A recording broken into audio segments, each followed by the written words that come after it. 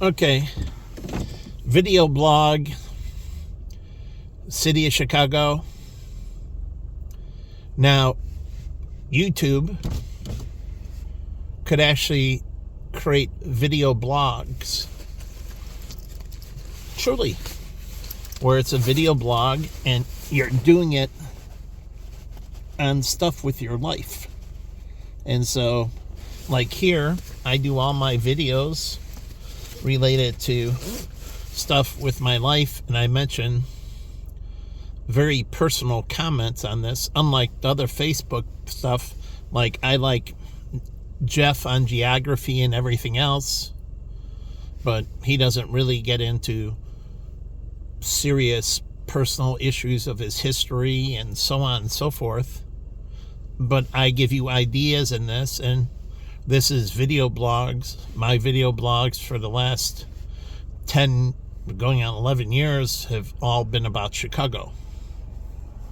So, again, firms in Chicago and Chicago.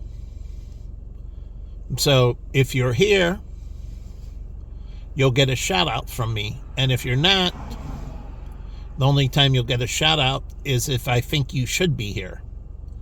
So if you're not here in Chicago and Illinois, out of mind, out of sight, out of mind. So I don't mention you. So being here is key if you want to be part of my personal video blogs. So again, it's the center of the universe for me. Chi-Town or C-Town is another way it can be. The Big C. Truly, this can be the Big C. You have the Big Chill. Well, this could be the Big C. So this is C-Town, Chi-Town, and the Big C. And then it is red, white, and blue is the colors because the stars are red on the Chicago flag, and the two other colors are white and blue stripes, powder blue. And so where on the flag it's dark blue, City of Chicago is powder blue, and the white is not. That's a creamier white. Ours is more of a powdered white. So, but this is the home of the red, white, and blue. The Big C, the home of the red, white, and blue. Now think of that. Put the big, it's 3 letters, and big could be in red, the I in white, and the G in blue. That's 3 letters, big. And then you can repeat the C in red. But we can be the home around the Chicago flag, the home of the red, white, and blue.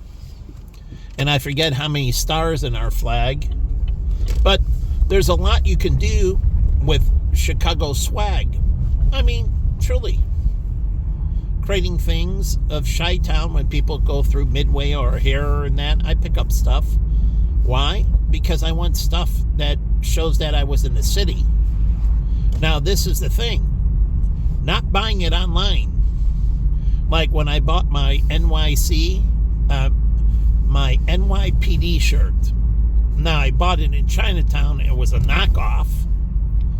But if it was a original NYC swag, the New York Police Department would have got it. And I really did like the colors, the yellow and the blue. It's a dark blue. And I like the shirt. But I got it because it reminded me of being in New York. In particular, being in New York with Jen. But I got these things. It's like people that get their stamp on their passport. The digital passport. Getting rid of stamps is stupid. People love their stamps and they can look back on the history of where they've been. So the passport is like a history of your life. And it's your footprint. And why wouldn't you value that? Why would you want to get rid of this tracking? This tracking is you and where you've been and what you've done. Unless you're doing something criminal, it protects you. Do you know tracking protects you? One of the things that they had these people being patsies is because they had no alibi. But if your GPS is tracking you, they can't put you at the scene of the crime. And if it's biometrically with the voice and everything, like I'm doing the video blog, the timing of when it's getting recorded. With the GPS tracking, it's telling where you are and the time you're recording it. These are all alibis. People don't know how to properly, they think it's a negativity and they have to hide things. Well, when you do that, what happens? You create situations where people can blame you for shit. I wasn't there. Prove it to me. And the polygraph, and people think the polygraph only tells whether you're being deceptive or not. And the polygraph, again, understanding it, you could be protecting somebody. So again, the polygraph is not the end-all, be-all, and it should be submissible in court. You still have to go through proving the motive and everything, and people have to do it for different reasons. Even if they did it, they could have been protecting somebody. Maybe that person was extremely bullying somebody, and it ends up being justifiable homicide. So it doesn't get rid of law, and it doesn't get rid of discovery. So here's Rick's Cabaret right next to this nightclub, and I don't know what the name of the nightclub is because they haven't. No, it used to be the Crowbar. They don't have it outside. So I go by it, I never mention it. It looks popular, but I don't even know what type of music it plays. Do you know we had at EDM at Excalibur, but not in Excalibur. That was totally different music. The upstairs was traditional dance and that. Truly traditional dance music, and it was a dance atmosphere. We had a big dance floor and bars upstairs, but different music than we had in the Dome Room. The Dome Room, we had EDM and other types of music. And then downstairs was the comedy club. And Jim and Pat ran the comedy club. Excalibur was different than Baja. It had a comedy club inside of it. The first floor, the main floor when you went in, had a little bar lounge, but it played the comedy stuff. All the skits that Pat, the bachelorette parties used to go in there, and Pat and Jim would make up skits and so on, and they would mix music and, but it was a comedy routine. The upstairs was a traditional dance club, and then the first floor was the comedy club, and downstairs you had food. Now, this is more of a pub type. The downstairs was a pub. So you had a pub in the basement. On the first floor, you had a comedy club. On the second floor, you had a dance club. And then next to it, a separate entity that you could get through from Excalibur to Dome Room and Dome Room to Excalibur. You had an alternative nightclub. Alternative music, alternative dress. You had a more edgy, more trendy. The Dome Room was very trendy. That was upstairs. Below it was an Asian nightclub. Asian nightclub. It wasn't forbidden that white people went in there.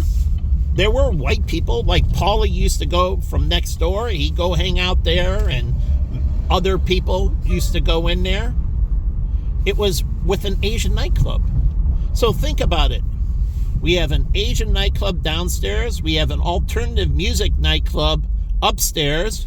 We have a pub downstairs in Excalibur. On the first floor, a comedy club. The second floor, a traditional dance club / lounge.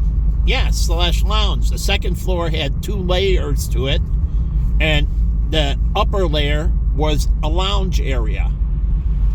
And there was some lounge seats on the first floor, but not many. But the terrace had all lounges, and it overlooked the dance floor and everything. On the second floor, the main half, it overlooked it. Now, the people that owned it, they didn't want my input. So I stayed quiet. Like Kenny had me, I managed that alumni club, but I ran the door and everything, and I could have done much more. But again, the GM, and then Kenny, I just stayed silent and did what they said, just like at Dave & Buster's. But Dave & Buster's, they wanted my engagement more, so I engaged more. At Excalibur, they didn't want my engagement as much, so I didn't engage. I just did my job at the door, and I kept my insights to myself.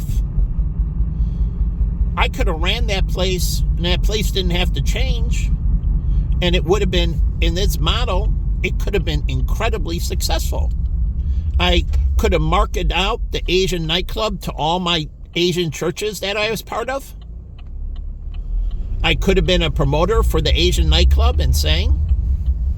He didn't know that I had extensive roots through all the Asian churches, whether they were Chinese or Korean, and I had connections in the Indian as well, the Indian Christian churches.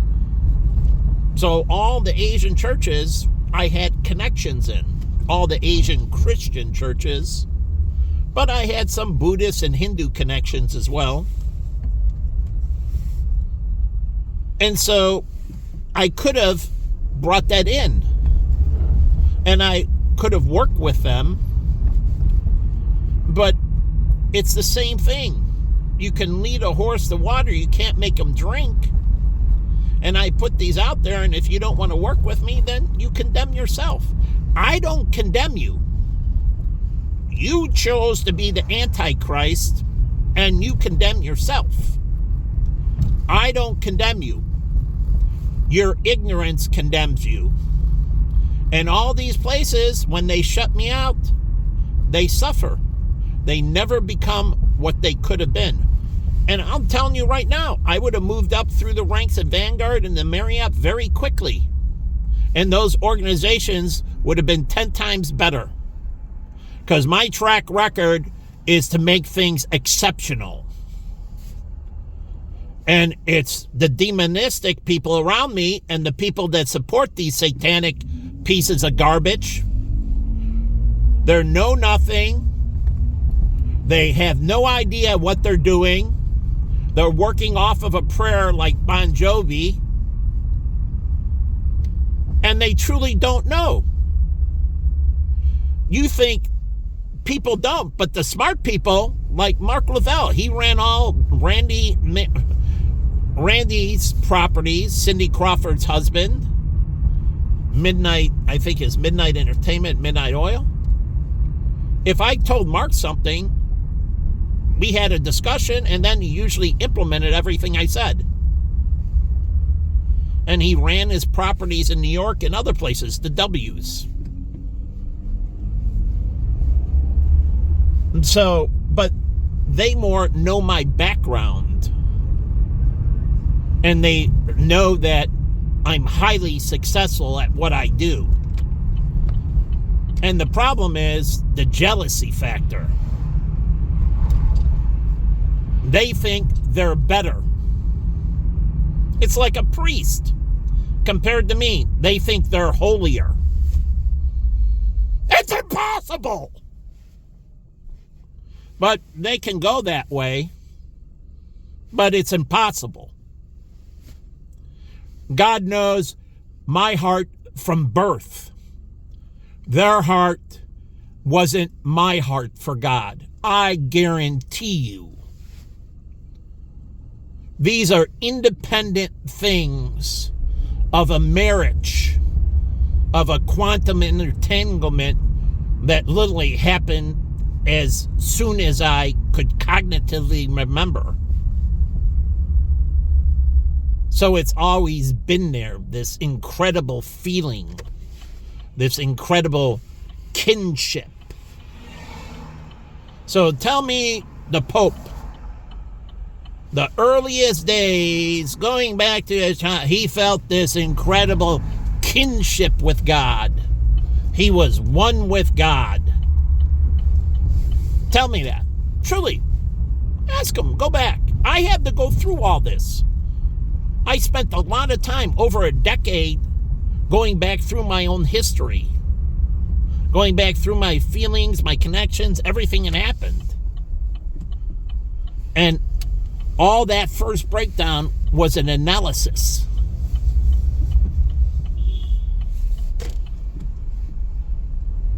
So I spent a decade analyzing. And I kept my mouth shut. But once I was done, I was cemented. Nothing can change my mind, no matter how you treat me. That's just you, a sucker for Satan. It's like Mark, I'm here by Soundbar. Originally, he was very much, when he reopened the Electric Hotel, it was something else before. He brought me for the opening, the pre-opening, and we talked. We were at a table with Costa. He wanted my input. And he had this prosciutto machine. Prosciutto and melon's awesome. You get the salty sweet. And it is, prosciutto has some fatty. So you get a salty, sweet, buttery taste with the melon. And prosciutto and melon is awesome. But you got to get the melon exactly right. If you want it bitter, then get an unripened banana. Get an unripened melon. It'll give you a bitter flavor. So take a ripened melon, not overly, unless you want extreme sweetness. So you get to control it with the fruit, with the tomato, the veggie, its flavor. That's what aging is. And the more towards origin, it takes time to build taste. All that starts very bitter. Melons and all that are bitter. Oranges, they're very bitter. So you can pair up bitter, take a very young orange, and it'll be very much more bitter. It didn't build up as much water and so on, and it didn't build up as sugars, and so it'll be more bitter. And then you can pair it up with a more mature orange, pairing them together, and you get bittersweet. So if you want a bittersweet and you just want to use oranges or melons or apples or anything else, then see, pieces of shit right here. Right here. Look at this piece of garbage right here. Tailgating me, flicking his lights. Look, it's a red light. Where are you going, buddy? Truly. These people should be going to jail. They pull them in, they beep the horn, and they cane them like in Singapore. And I grew up out of necessity because no one else would discipline people. I had to kick the living shit out of them. And I was very good. So my brother Richard, a car was driving down the street fast in our neighborhood. And the windows were open. It's the summertime. And I was playing out front. And my brother Richard yelled out to the car. And as he was going by fast, and my dog, Ralph, went after the car trying to bite the tire. Thank God he didn't, because he would have got hurt. But my brother Richard said to him, I know where you live. Slow down, I know where you live. My brother's playing out here. If I catch you speeding again, yelling down the block, I'm going to kick the shit out of you. And what happened? Never saw that car speeding down the block. They lived a block or two down. What do you think they do in the mafia? They ask you for your ID. What do you think the police do? And they take their ID and say, now I know who you are and where you live. And I can get to you. And it's highly effective. And I learned this from mob people and from my brother and from Dick Rivera.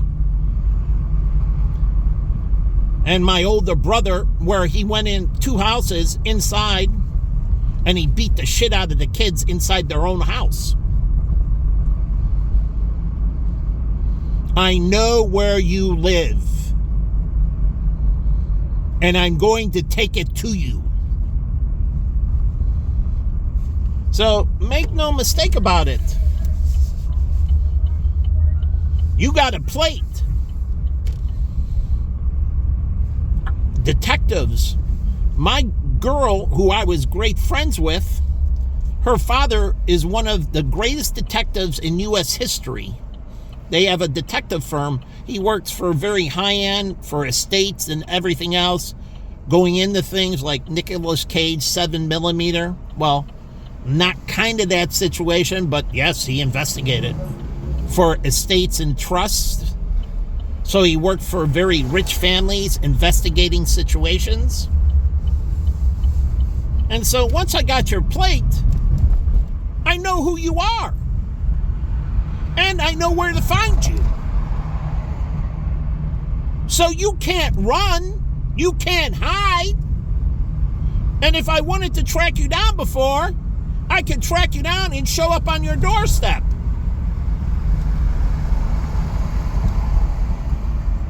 And before, I didn't care who you were. I worked in the club business. I could take out anyone. And I took out numerous people simultaneously. So I didn't care. Like, I went into it where we had smaller, like, biker gangs we had at the Wildcat House. If I needed to take out a bunch of people, well, no problem with that.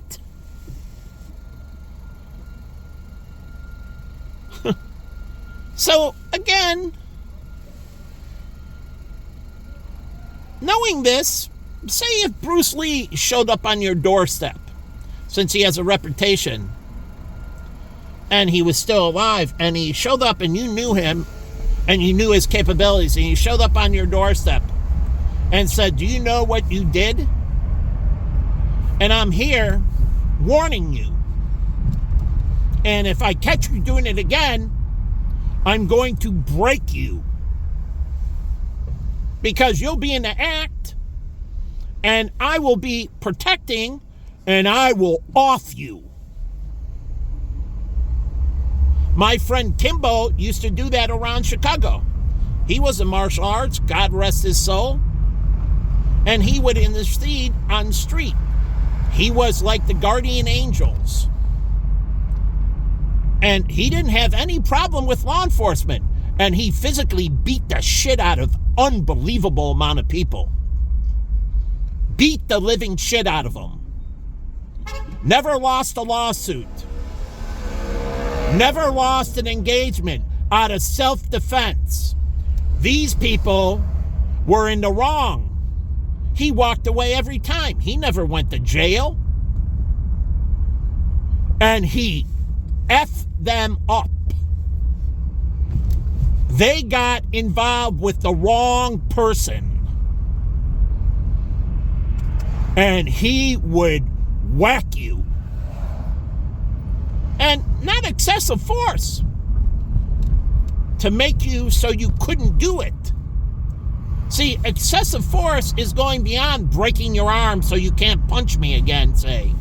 And if you try with the other arm, I can break that too. And if you try to kick me, I can break that leg. And if you try with the other, I can break that leg. That's not excessive force. So make no mistake about that. That is not excessive force. I have every right to dismantle you, to take out your capabilities. We do it militarily. And I did it with individuals. But Kimbo, he used to do it walking the streets, being guardian angel of Chicago. Literally. And God rest his soul. And he would just spend his days, he taught people martial arts, but he would spend his days walking the streets. And yes, looking for opportunity. Not because he loves to fight, which he doesn't. He's just a really good guy. Soft-spoken, loves hanging out. But if you mess with him, and he used to carry a big stick. If you know Kimbo, they use sticks and so on. And he carried a big stick, and you didn't want him to use it. He'd crack your skull in a heartbeat.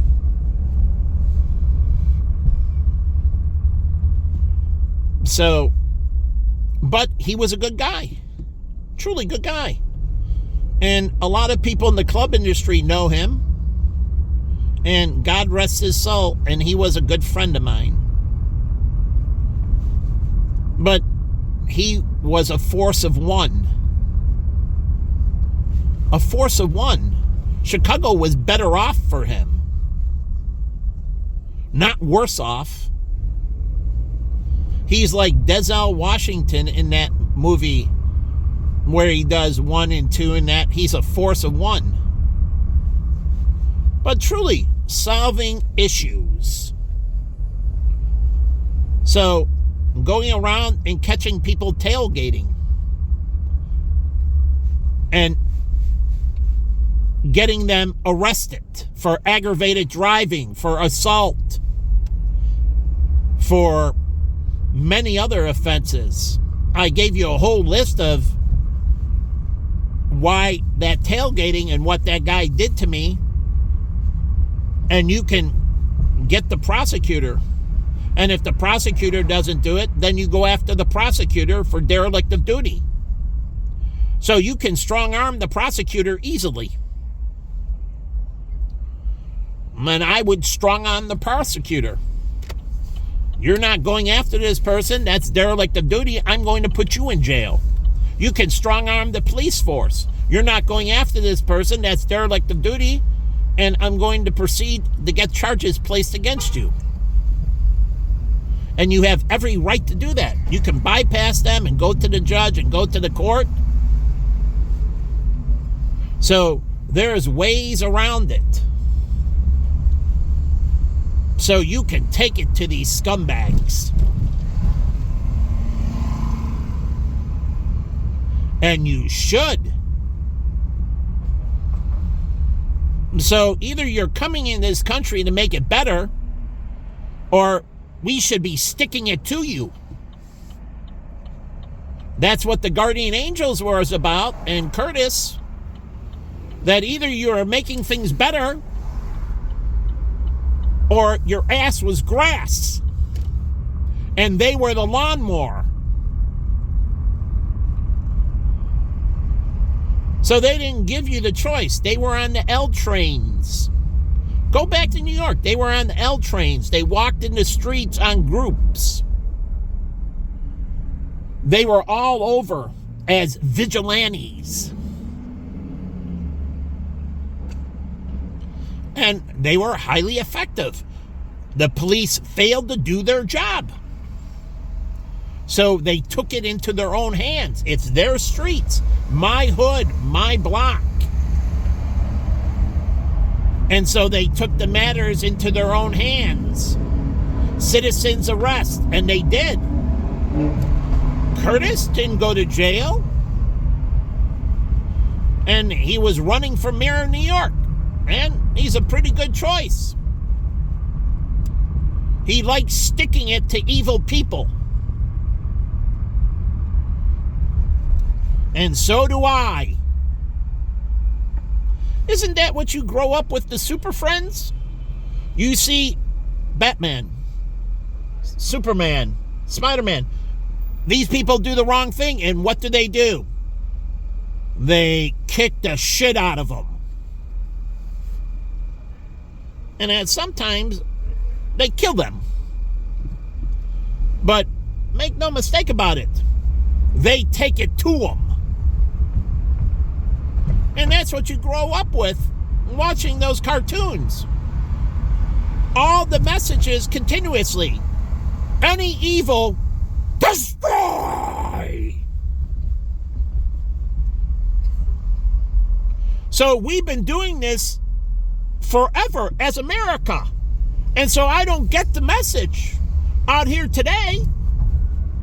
You should be destroying any evil, wiping them out. You can't allow one. Zero is the hero. So that's been the narrative. G.I. Joe, what does he do? Go Joe! Wiping out evil. What does James Bond do? What do all them do? Wipe out evil. So the message is, don't stand up for pieces of garbage. They're not your friend. They're going to take you under, like Chris Rock said. Get rid of them. Don't let them drown you. They need to come to Jesus movement on their own when they're out there freezing their ass off. Or as David said, he believed in rock bottom. Sticking it to them. But you're like, no. The LGBTQ, let's raise them to the top. Let's make them celebrities. Let's give them everything. Let's give them praise and protection and funding and everything. Let's make them the greatest. Let's make the abortion clinics the greatest. Let's make all these evil people the greatest.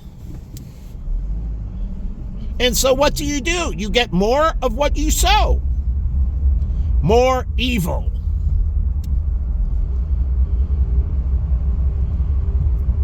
And so you get the generation from the boomers to Gen X to the millennials, so on, sicker and sicker and sicker and sicker and sicker and sicker. That's fine. If you want to overload the medical system, stay on trend. We're always behind, then that means people suffer and die. I looked at the liver transplant list. I used to watch the transplant list. And I see how many people die without a transplant. Or how many times they, like my friend Mark, he got 2 kidneys rejected. He was going for his 3rd kidney transplant. And so I tried to perfect matching. And I tried to make it global. But the thing is, again, trying to solve problems and make things better. But to get rid of it. That's why I stood up against Mickey Mantle, and I found out on the back end, he jumped the line. And to me, that's criminal. Because my brother died of liver failure. And when you jump the line and you get something you don't deserve, other people die. So it's a big thing. To me, his shit is worth way less. So I think about all the people that might have died that were in line for that liver. As my brother died of liver failure. As Walter Payton died of liver failure. And I can give you many others. Famous people, since my brother wasn't famous. that died of liver failure. Or my friend Mike Weiser almost died of liver failure, right? So I look at these things, and money can't buy you placement, only your good works, your value to society. And that's how they do the list. It's based on your overall societal value and your need, how critical you are to somebody else.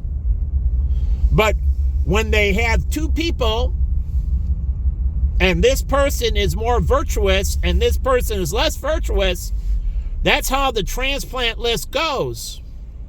You're on the same plane. And so that person more virtuous gets it. It's just like when police or military. If we can save the other person, that's fine. But if it's a pint of blood and they have the same blood type and it's the enemy or our soldier and the need is fairly similar, our soldier gets it, they die. That's how it works. It's all about righteousness and justice. And it is from their eye. The Chinese army does the same thing. And that's what the Geneva Convention understands in the war. They understand that. That you're going to let their troops die in certain situations because your troops are priority over their troops. And so the Geneva Convention already recognizes all that. It says, if you can, you should. That's what it says. And if you don't, it could be a war crime. If you have the means. But if you don't have the means, then it's acceptable. They perish. So it's already laid out, and you don't understand. You get into the shit.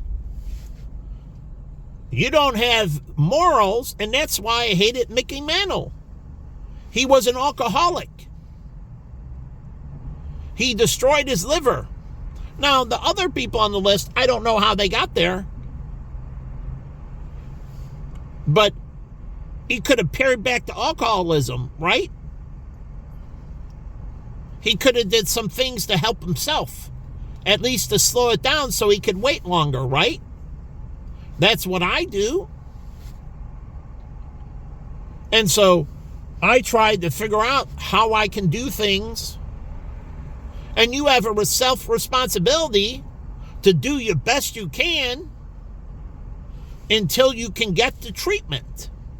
And I've been with people, truly, and they try their best until they can receive what they need.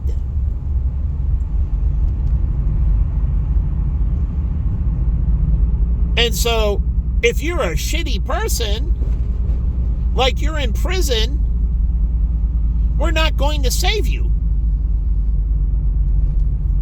Truly, there is a priority, and if people outside need it, while you in prison, you're going to die. So you're at the bottom of the list, unless no one outside of prison doesn't need it. So when you put yourself in that situation on the transplant list, you're at the bottom. Look at the movie with Michael Keaton, where he's a prisoner, he's going to donate, there's kids there, he has the matching, he's in prison. Now he's giving something, but the whole point is, he's not at the list of saving. He can give, but he can't receive.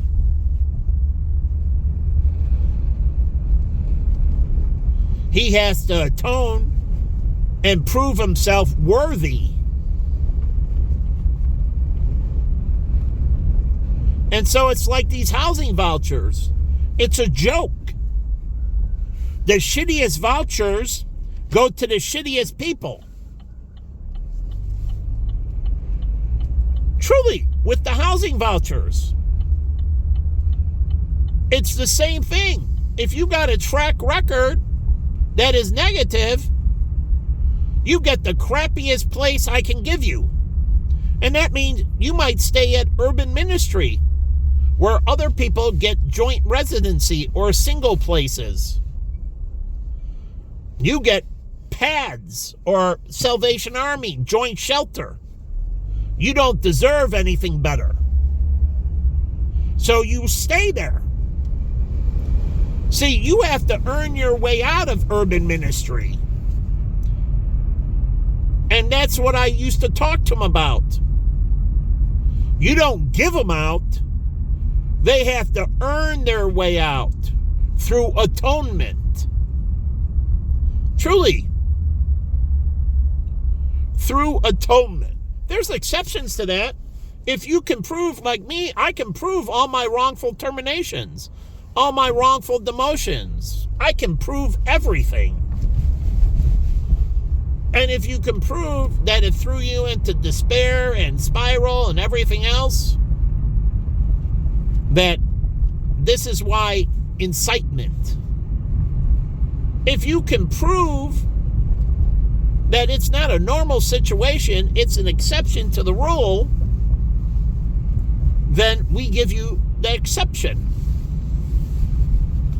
But you have to prove that you deserve better. They do it in prison. Prisoners who have, are model prisoners, we give them better conditions.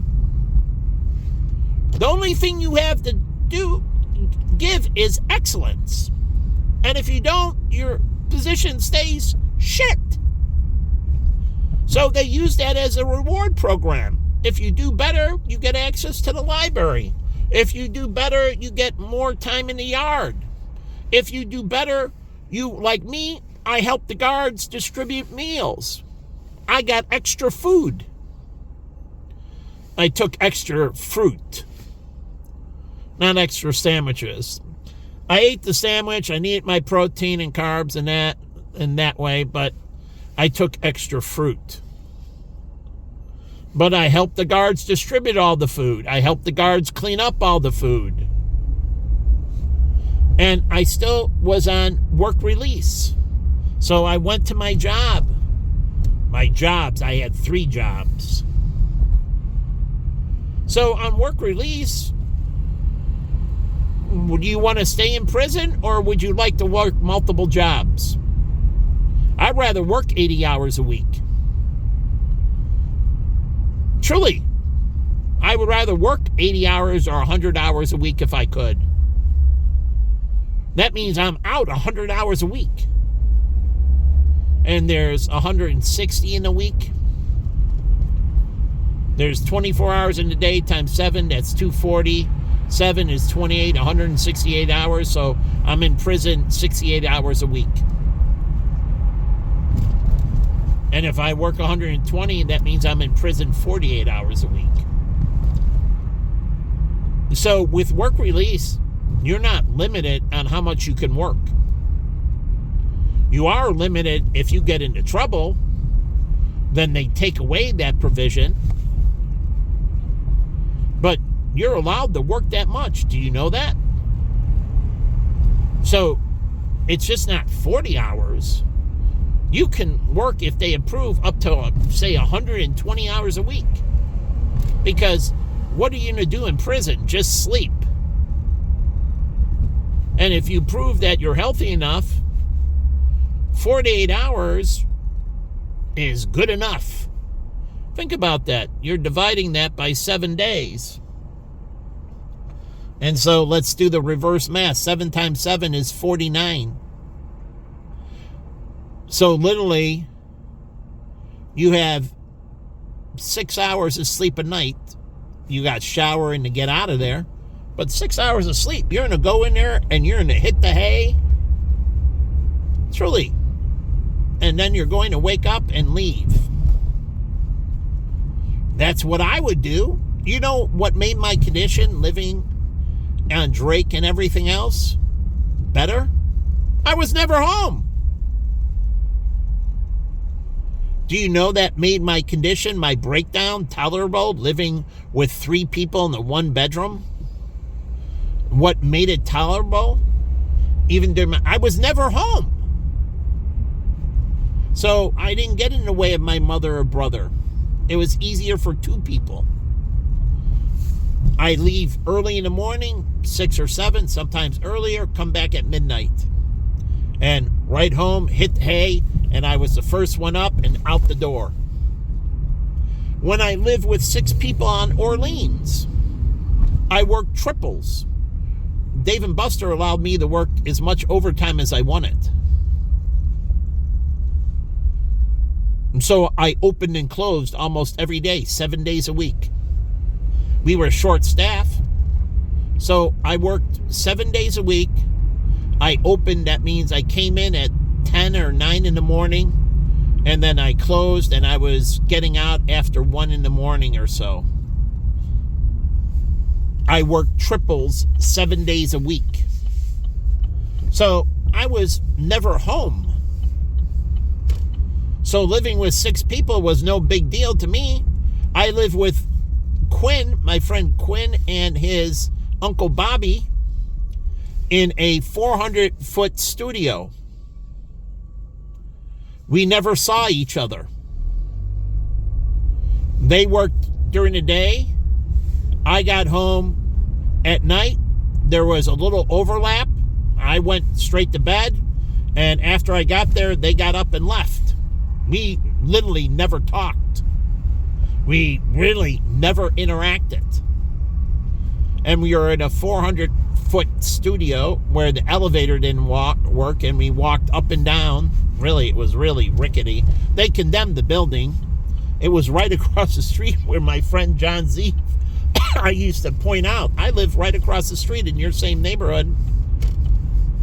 And I would go to the corner for breakfast at Mitchell's, which is no longer there.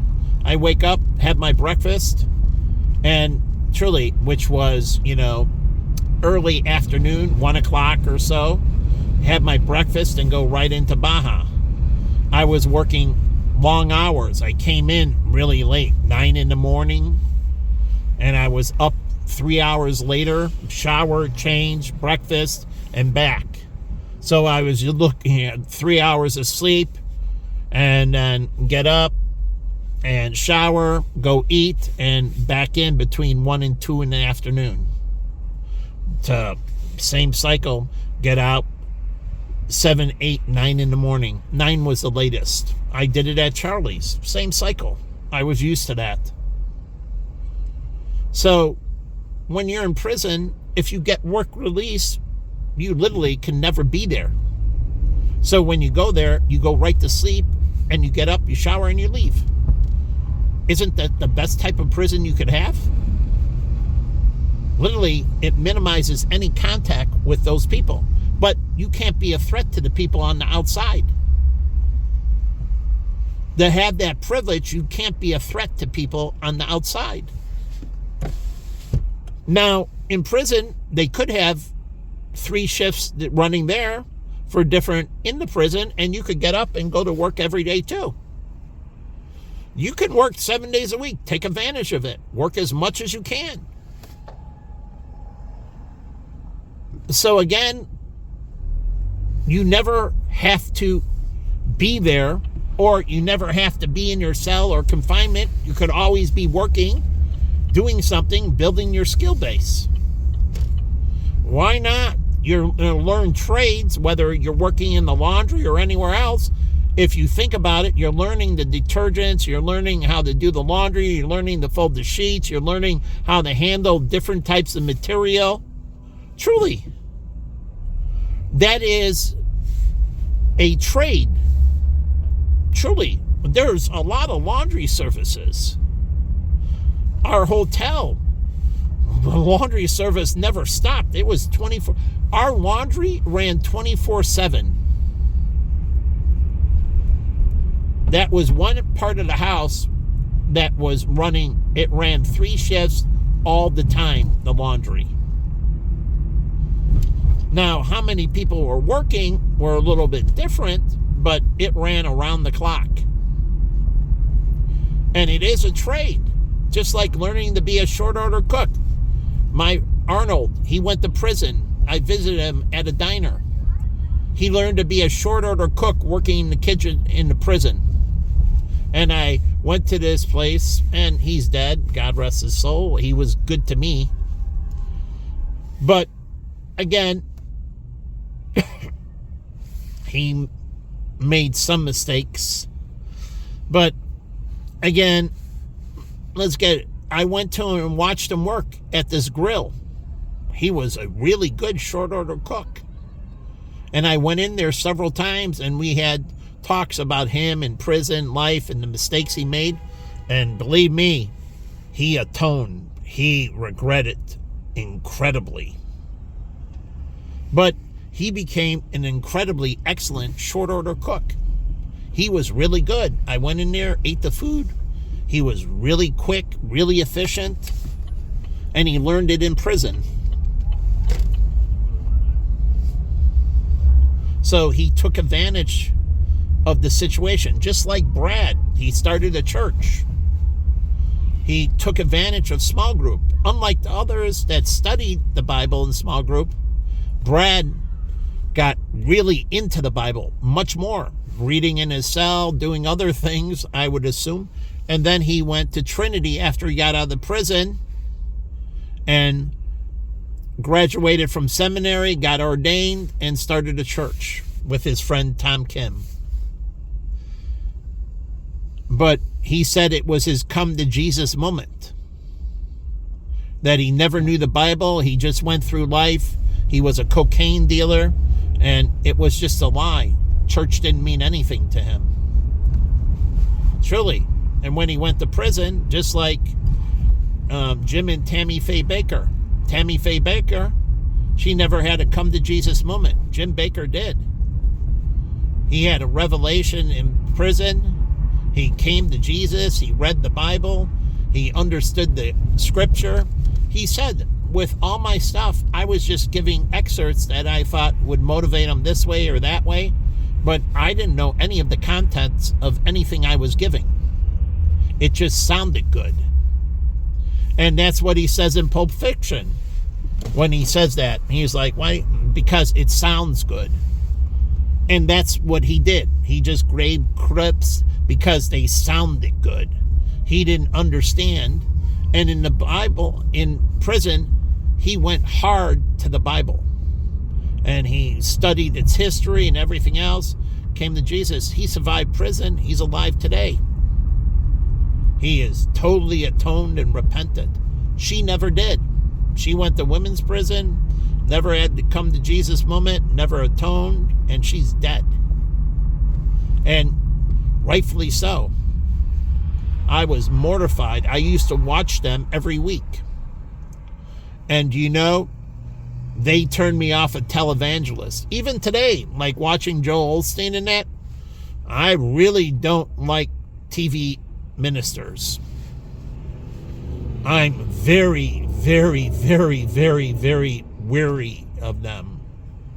Truly weary. So I don't trust them. And it burned it for me.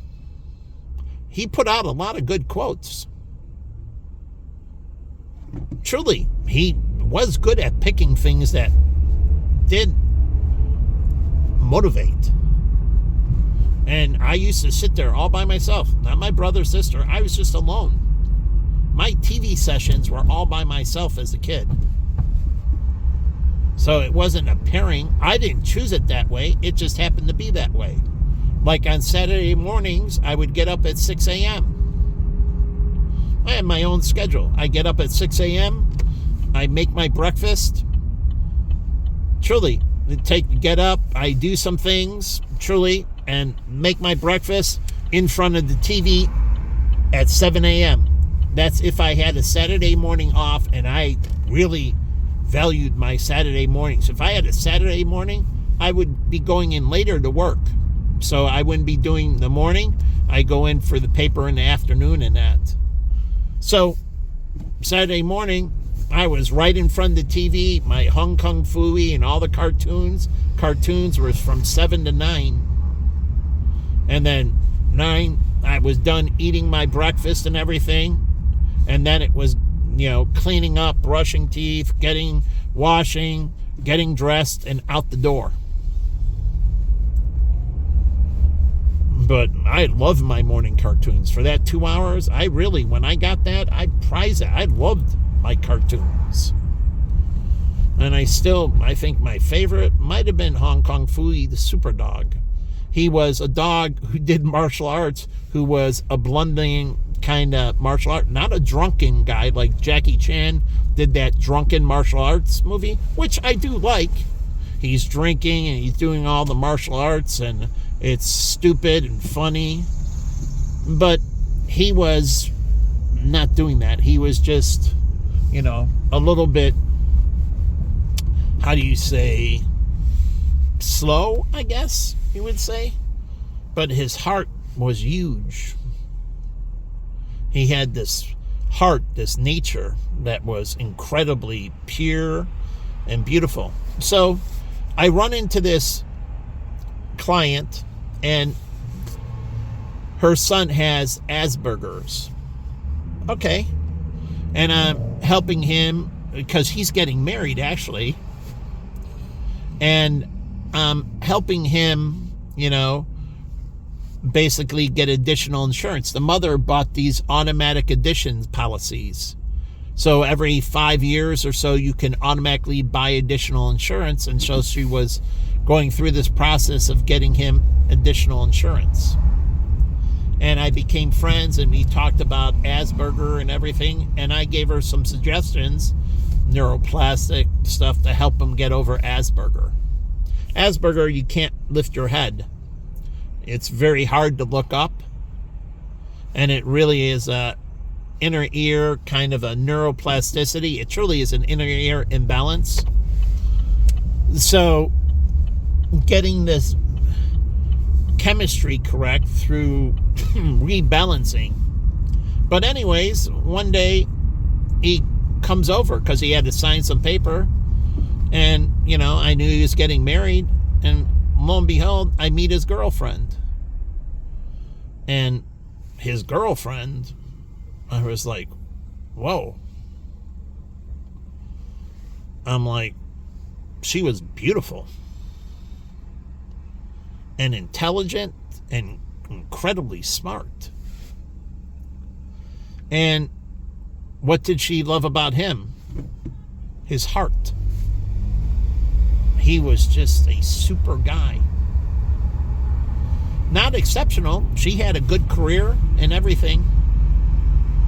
But he had a great heart. He was a super, truly going through it. He was just a super good guy. And she was an 8 to 9 and highly intelligent. I don't know what school she went to. I forget again. She went to a very good school. But what did she see in him? Just this goodness. She wasn't worried about his earning potential. She was worried about getting with a good guy who was going to treat her well. A good guy that was going to love her right. That was her main concern. Me and his mother talked. And she was there because she wanted a guy that was going to love her, that was going to treat her right, and in turn, she was going to return that. And that's what she saw in him. She saw through the Asperger and saw that he was just a very virtuous, good person, and she had no problem with him, meaning truly loving him. And so love can conquer all, they say. Well, truly, I watched Chuck set up things for Laura at my firm.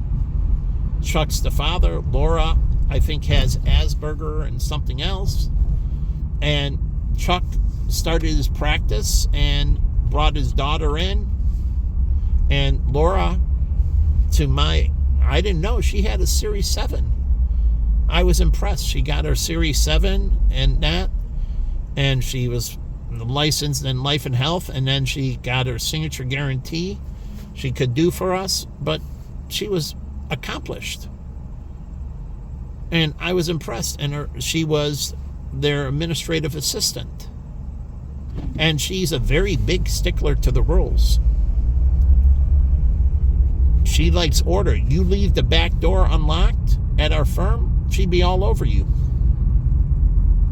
Other people didn't like it because they didn't follow the rules, but me and her didn't get along. Me and her, truly, we didn't get along originally in one way because there was a health thing and I stood up against giving these free benefits. And I believed in more earning this situation, and she believed in more soft-heartedness. But eventually, she agreed with me. And so, we eventually got along very well because she found out I'm a stickler for the rules as well.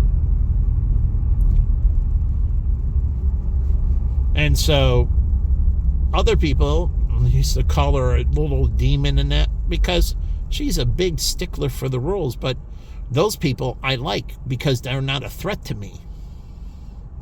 They're going to do the right thing. And so I don't have to worry about them. They're not a wild cannon. I know exactly what they're going to do. They're very predictable.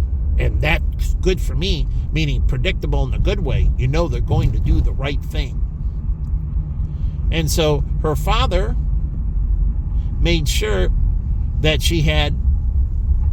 he built this book. She worked for this. He merged with Nardesh and Greg and then transferred the book. And the deal was that she's got a job for the rest of her life with them, being an administrative assistant, and she gets paid based on the commissions related to the sales and everything. She doesn't have a fixed salary. She has a base salary, but she generates money and she gets a share of the profits. So she has upside. She can earn a ton of money.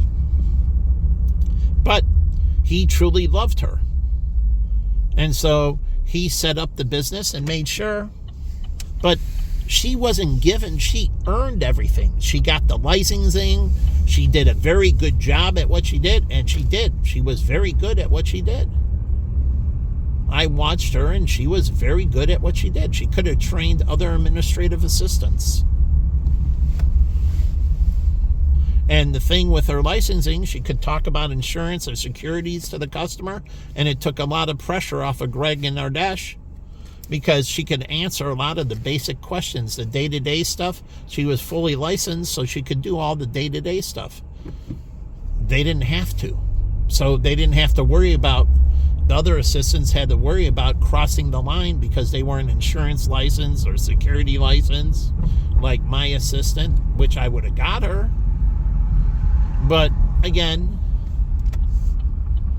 they had the worry that they couldn't cross these lines.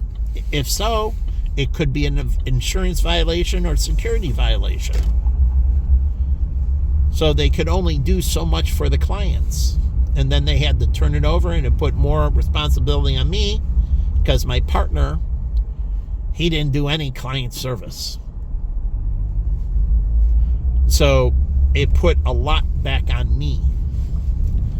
And I had to do more busy work than I wanted to do, and it hindered me building the practices. But again, it didn't hinder Greg and Nardesh and Chuck and them because Laura was fully licensed, so she could take care of all that busy work. Truly, she could put in mutual fund requests, trading requests.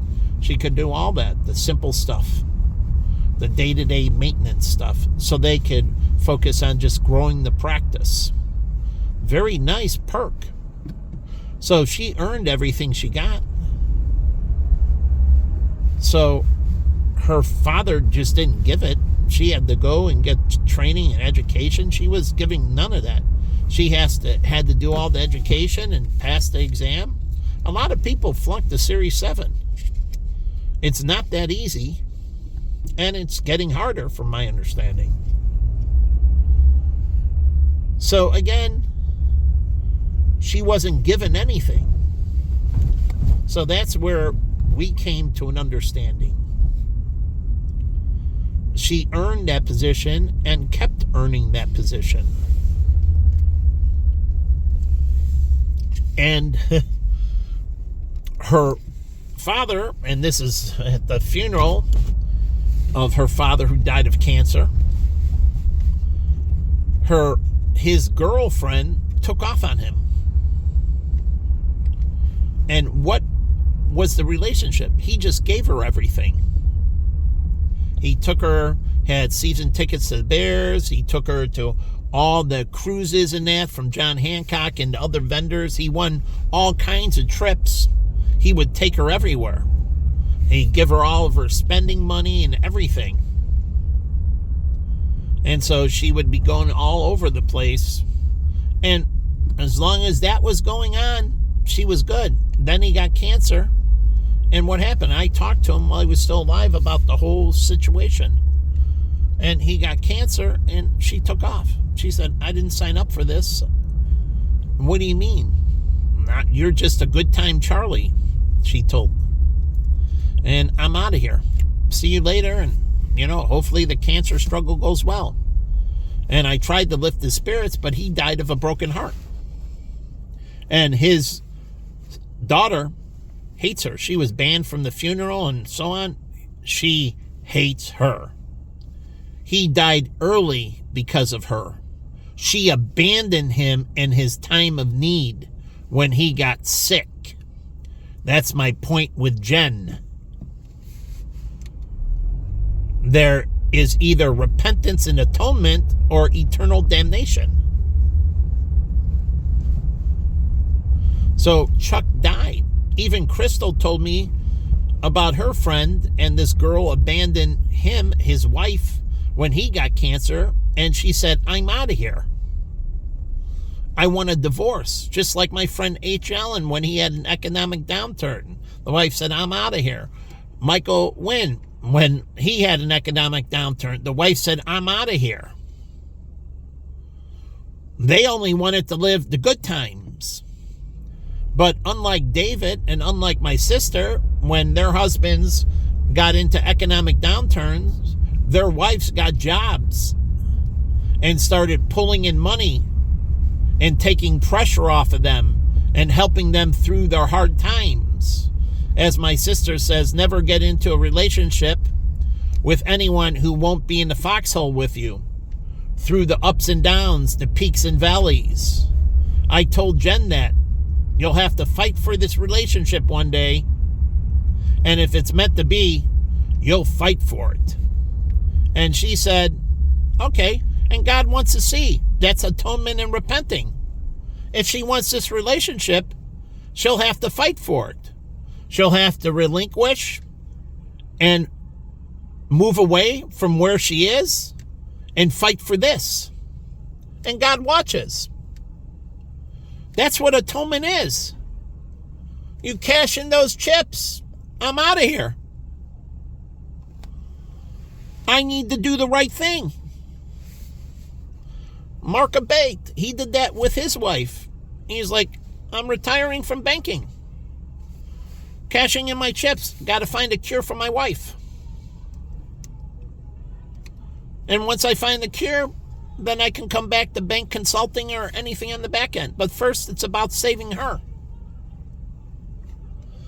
As I watched my family rally around Layla when she was born, and she had this impairment, and they rallied around her. All the family, Adam wants to set up, and they all rallied around.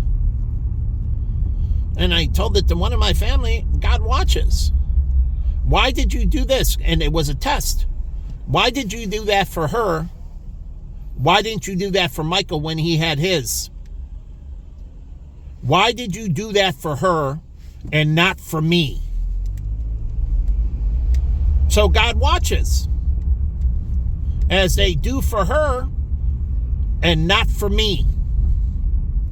And he's doing a comparison contrast test. And my family's going to burn in eternal fucking damnation where they belong. Because if you went out and hurt Layla, do you think Larry and the others wouldn't track you down and mess you up? They wouldn't hesitate to track you down and be there and say, hey, bro, if you do that again, I'm going to crack some heads.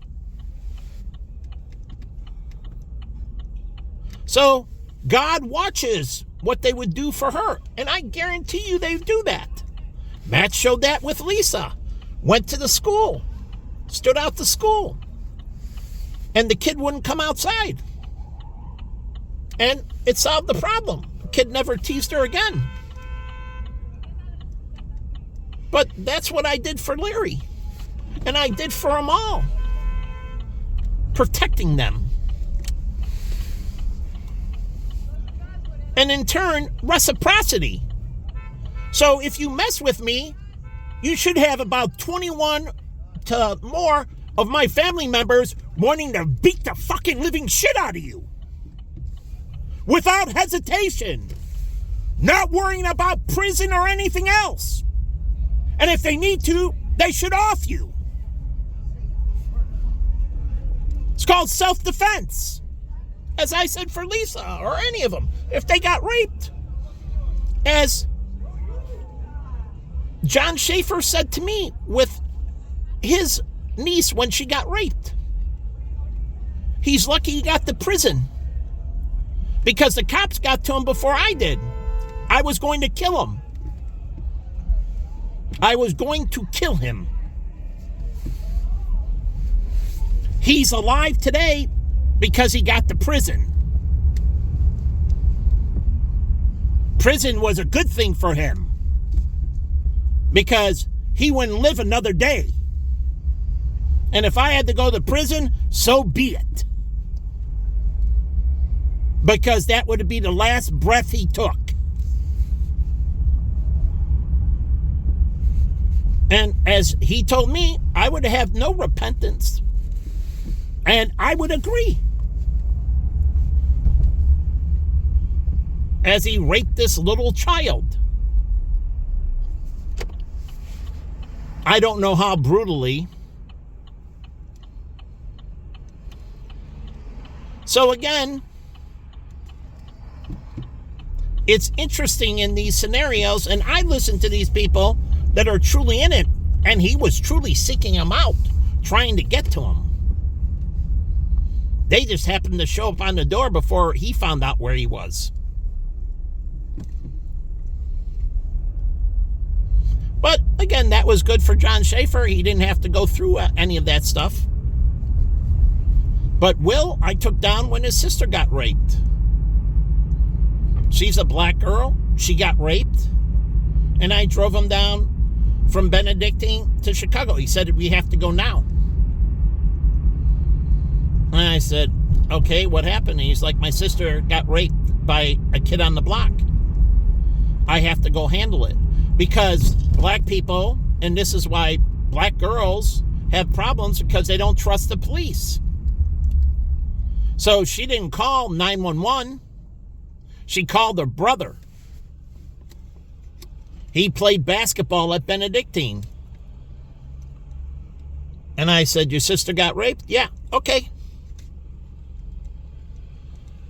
And I drove him all the way down and parked outside the guy's house, which was a couple from his house. He went in and beat the shit out of him in the house. I didn't see anything. It was inside. He went right to his door. The guy opened the door and he attacked him and beat him, just as his sister didn't call, because his sister would have thrown him in jail for rape, the countercharge. Will had leverage on him. You could charge me for assault and battery, but my sister's going to charge you for rape. You're going away a lot longer than I am. So again, took him down. He did it. The thing is, he didn't get a record. And this is the bad thing that black people don't understand. There's no criminal history for it. Yeah, he got a beating and he didn't do it again to her. But there's no record. So if anyone pulls up anything, and that's the problem with street vigilantes, I learned that there's no criminal record. The best thing is to get them into the jail. Scare them straight. Truly, like they do in prison, that kid with kids, scaring them straight, it's the same thing. So they get the criminal record. So other people don't get hurt because they know who they are. So I'm very slow to expunge anyone's record, because I don't want them to be, as the Bible says, you have to watch out for the wolf in sheep's clothing.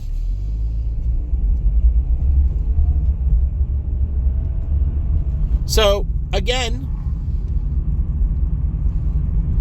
it's interesting how this works. And going back to my family, God's comparing and contrasting what they do with her.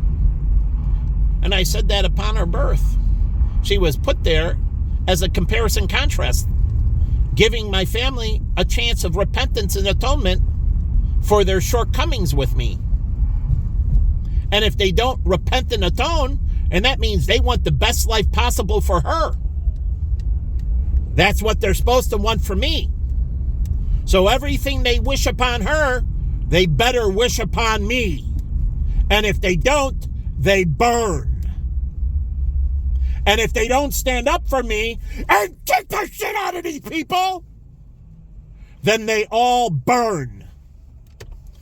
So you should be very scared of me, because throwing all their friends in and all their relationships, and then I used to have relationships all over this town, from door people to owners of everything. I should be the last person you should think of messing with. You should literally be scared shitless of me, the way it's supposed to be. Badass. Don't mess with.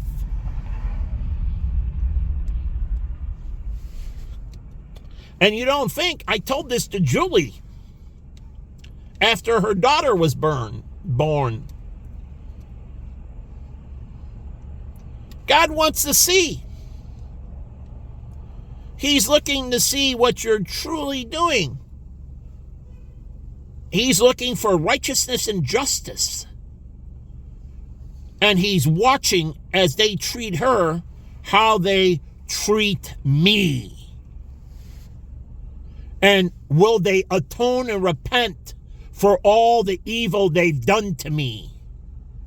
All the pain and suffering they caused me. The failing of my practice. They're so effed. They should have been running to save me, as they would have ran to save her. What comes around goes around.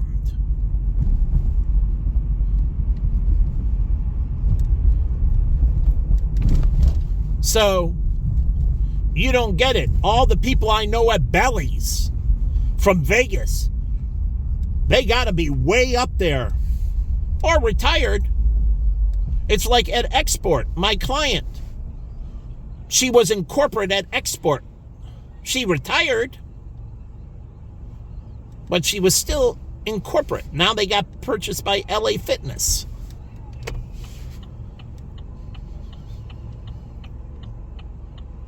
So God watches. So you're constantly benchmarked. And that's what it says with Jesus. So make no mistake. He watches. Are you righteous and just with the people you deal with? Or are you unjust? Like thieves are. They favor this person and scam that person. They burn. Their propensity to understand right and wrong, God already sees. So he knows who they are and the games that they're playing.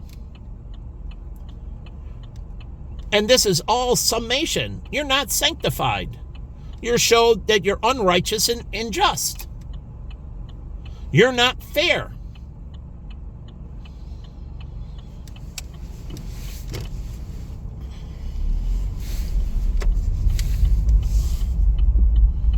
I don't know how long he's going to stand there for.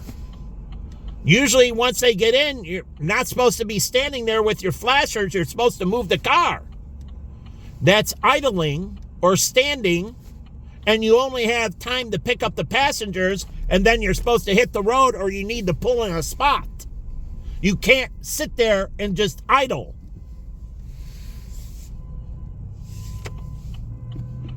That's obstructing traffic. So they give you the ability to pick up, but once they get in, you got to get out. Pull over, as all of them are pulled over. You can't sit in the street. You can't stand or idle. They should have figured out where you're going. It's an Uber and everything else already. If they want to change it, they should have changed it in the Uber. It should have an update button.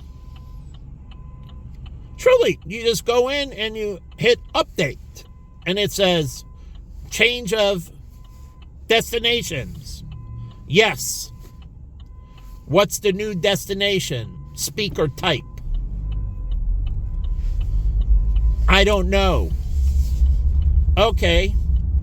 What is it? Casino. What's the name? Don't know. What's the location? Chicago. There's only one casino in Chicago that I know of, and that's Bally's. So it would give you a choice. Bally's, and say Rivers was in Chicago. Rivers, Hollywood Casino. And then it would show you the address.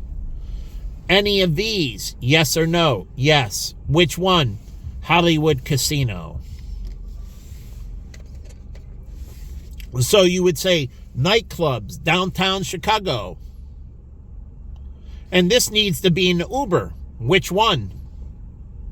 I don't know. What type of nightclub? Truly, they're supposed to put out what type of music. At Dome Room, certain nights we had EDM. Other nights, techno. Other nights, punk rock, say, or whatever. They need to put out their calendar so people can pick what they want to go to. So it comes in Uber, categories, nightclubs, EDM. Michael King loves EDM. He used to go to EDM concerts. So they would pick the nightclub. So you say EDM music. Or, I don't know, explain EDM. And it would give, and this is all in the Uber app. It has to include a browser. Give me videos of Tao nightclub. I don't know what nightclub. Soundbar, Spy Bar, Tao. Can I see videos? Can I see Yelp comments? So this is all decision making you can make right through the Uber app. Do you want to go to Y Bar, Electric Hotel? So again, these are things that you have to understand need to be there. So you can update right up to the last minute, and it gets you get into Uber and it updates destination. And if you're into Uber, you can hit update and change destination. Truly, as you're going it can update, or you could say, pull over, I need to update. You have to approve it, not the driver, you. It already knows you're in the Uber. It already knows that Uber is coming for you. So you already got the assigned Uber. And you update. And the driver gets the new assignment. And the algorithm moves things around, knowing where they're going and so on, and then reallocates so that driver has a fare when they drop off. That's how it's supposed to work. Not the closest driver. And it says Uber will be there in 5 minutes. They know. It tells them how far. Uber 10 minutes should be the longest wait. But it says Uber will be there in 10 minutes. And it's an Uber coming from Tao, going down to, I don't know if this is called, say, White Star. And it picks up. It already has a fare waiting for him at that nightclub. And so they drop off. And Uber closes people out of the system. We have enough drivers you can't activate. They have to limit the amount of drivers. And they can send out things. Drivers need it. Bonuses. Sign on now. Get a bonus of $5 extra or $1 extra per trip. Say $1 extra per trip. 20 trips, you get $1 extra. 20 extra bucks. So it's still a good bonus, $1 a trip. And you're going to do your sign on, and they can tell you projected amount of trips. Truly, when you sign on, they ask you to sign on. They're going to give you a bonus. They're going to tell you projected revenue. You send it to them. If you sign on now, $1 extra per trip, projected revenue, $120 for 3 hours. Because they know the trips, they know the spacing and everything that's going on, and they do this predictive analytics. And they have to overlap weather and other conditions, but every day they're grabbing numbers from the Uber drivers, where they're picking people up, where they're dropping it off, and Uber knows the demographics. They know the time, the day, they know the weather conditions and everything in that. Truly, is there events in town? They're picking up more from hotels. Uber already knows that. More hotel pickups, more hotel drop-offs. They already know that. Not hotel pickups, not hotel drop-offs. Those are people that came into town that aren't using or live in town. But Uber already knows where you're from. But not all, your ID, not always. Like when I had an Arizona driver's license, I come back to here and I was living here over the summer. I wasn't from out of town. But I still had an Arizona driver's license. So, again, the algorithm does all this. And so it gives them predictive analytics and sends it out via text. And it can call them with an automated caller. Text and a call. If it's more urgent, you need drivers faster, you text and call. You can text, call, and email. If you sign on now, $1 a trip bonus, projected 3 hours, $120. But they know that the algorithm tends to be right.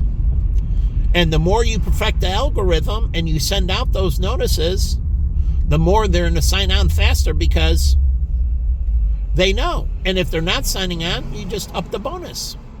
$2 per trip, extra $40, $3 per trip. Because one thing, you might have to do a loss leader. Some nights you might lose money in this area. But the thing of Uber, they got economies of scale. So they might take a loss in this area to keep clients happy.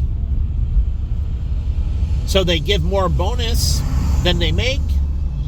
And they're underwater, but other nights they make it up. It's to keep them from going other places. So sometimes you lose money. I worked in places, and sometimes I lost money to keep the client. So, again, it wasn't about making money. I lost money. But that's fine. I comped the dinner. I did this or that. I lost money on them tonight. But no big deal. They kept on coming back. And so I might have lost a little bit here, and I made a lot in the future. So sometimes Uber has to lose money. It gives out more bonuses than needed. They enter a market, and they did this like Amazon did it. You know, Amazon was losing money for I don't know how many years to gain market share. They lost money every year, and they were borrowing money to build market share. And they plowed it in so they can gain as much market share as fast as possible. So it wasn't about the shareholders and return on capital. It was about burning money. But not burning money. They weren't waste. Jeff Bezos doesn't waste money. He did it intentionally to grab as much market share as he could. So when he enters a market, he enters it like a 50,000-pound gorilla. Even being a little book guy, which he was, he lost a ton of money, but he entered it like a 50,000-pound gorilla. And he lost a lot of money.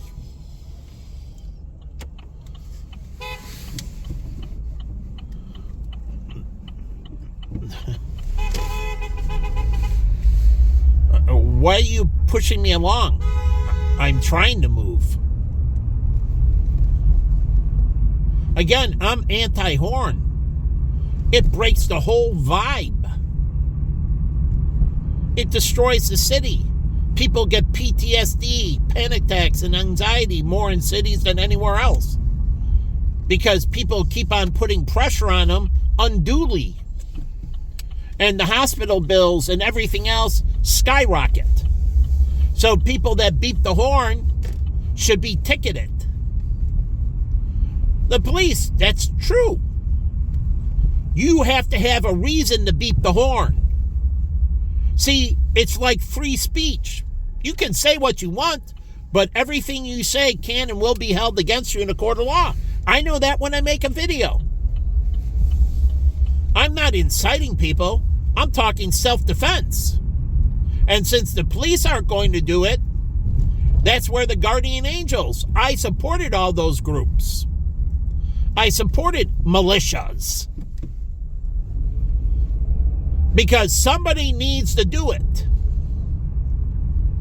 So it's like Leo Getz. But let me give you a story outside of Leo Getz. And this was a Hispanic guy who was on the train. Oh, yeah, I remember. It's a Hispanic guy.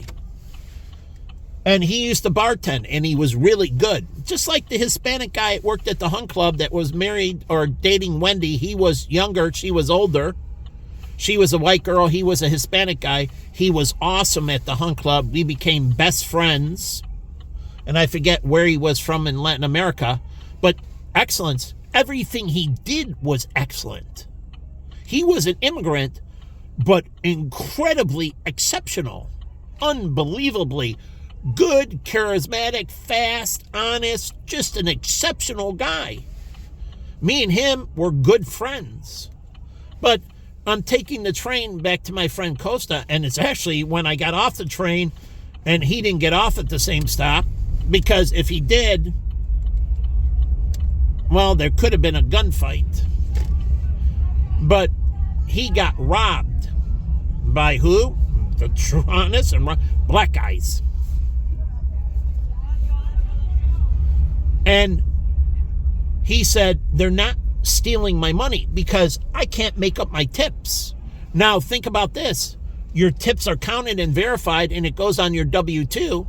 What happens? If they mug you and lose the money, you can claim it on the insurance, the liability insurance for the bar. Truly, you get mugged going home and you lose your tips for that night, you can claim it on the liability policy. Muggings can be picked up. I don't know what these morons are doing, but it's totally illegal.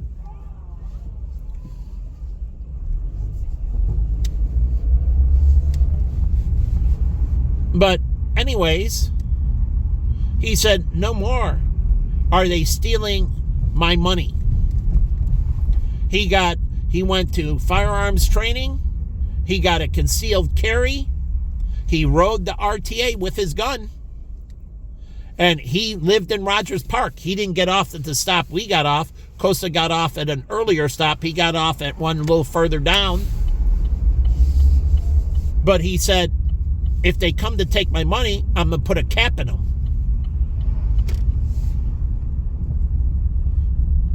It's the same thing with Leo Getz. He rode the train. He didn't just ride the train to shoot somebody.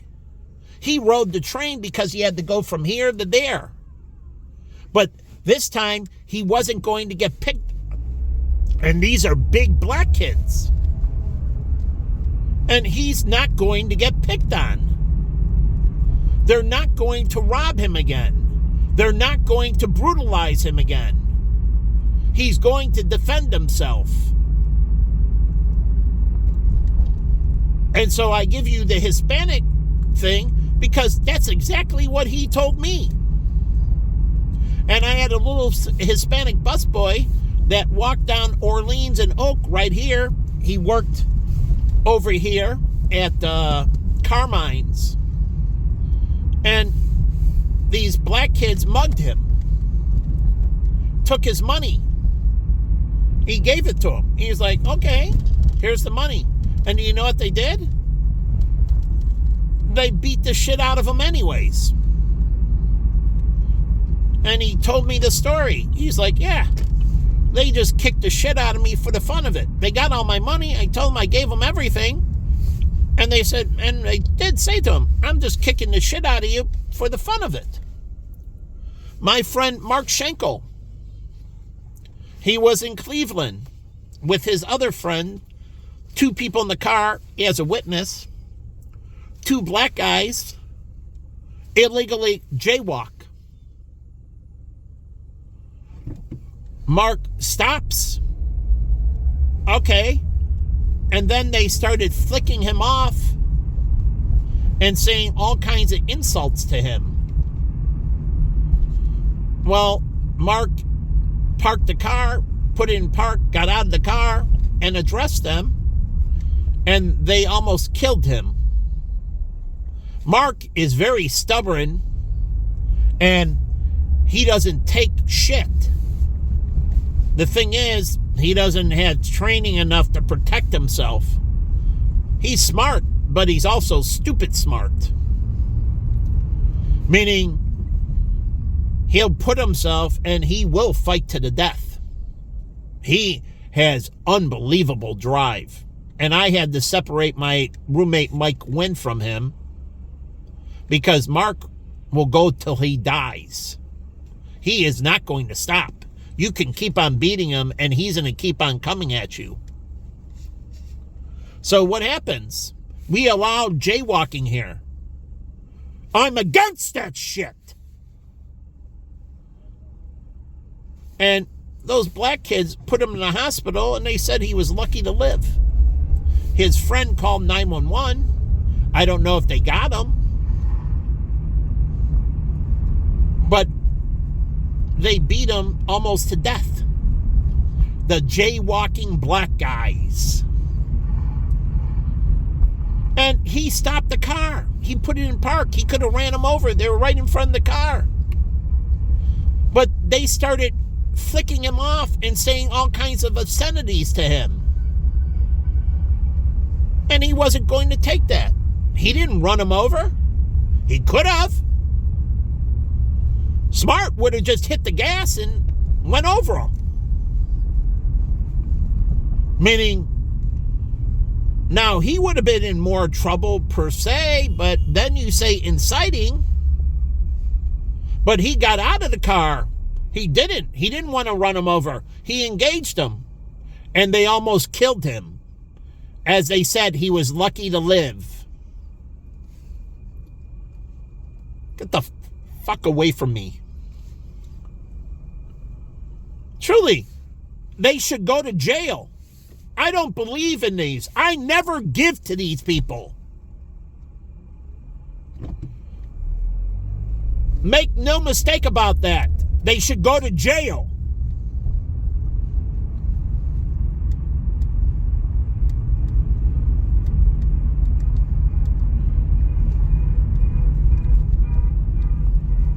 So make no mistake about it. I don't have pity on them. As I told them, I work for PADS. I took them to Urban Ministries.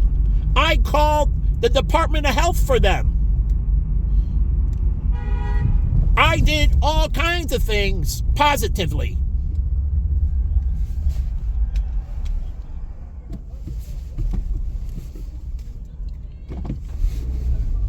Look at this piece of shit. Look at this. How do you keep your cab license and drive like this? My father was impeccable. He drove a cab. My friend Pete, I'm not healthy. My friend Pete would get out and kick the shit out of him. Oh, he pulled over his car. Now, Pete was physically in shape. He would pull over his car and have a mano talk with him. I was on the phone when he was yelling at the Uber and Lyft drivers. And he got hit one time, rear-ended too. These people are pieces of garbage. I'm not in the condition. Pete was. It's not my responsibility. That's the power of social media. I don't have to do it anymore. You see, you search, you destroy. What's the president do? What does the president do? He doesn't go there and do it. He sends the SEAL team. He sends Delta team. They go out, search, and destroy. Get the piece of garbage, destroy them. I don't need to do it. It's you that listen to this video need to seek and destroy.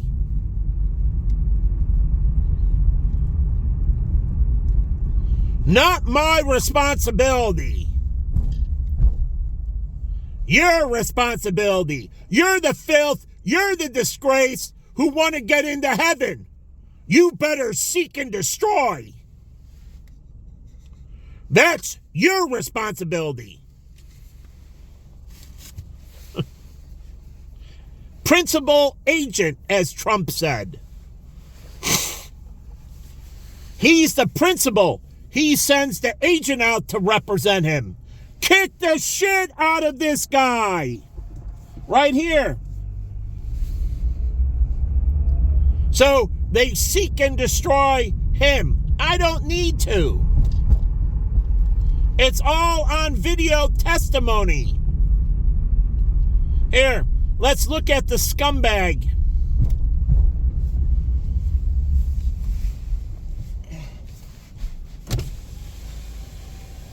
Your mama.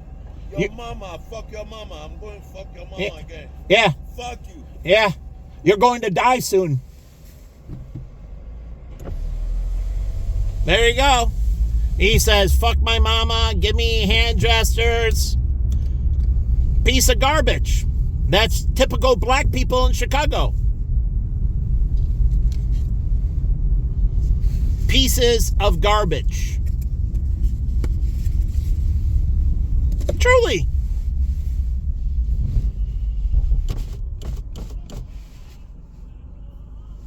It's the wild, wild west down here. Why do my friends not go? I'll take Qatar Airlines. They had rich Arabs on it. And he flew on it. I think it was Simon, actually. But what happened? Their children were running around the aisles and they didn't discipline them. And that's the last time he flew Qatar Airlines. The children are not allowed to run around down the aisles. You can walk and stretch your legs, but it's not a play area. I flew from Miami to Chicago. with children.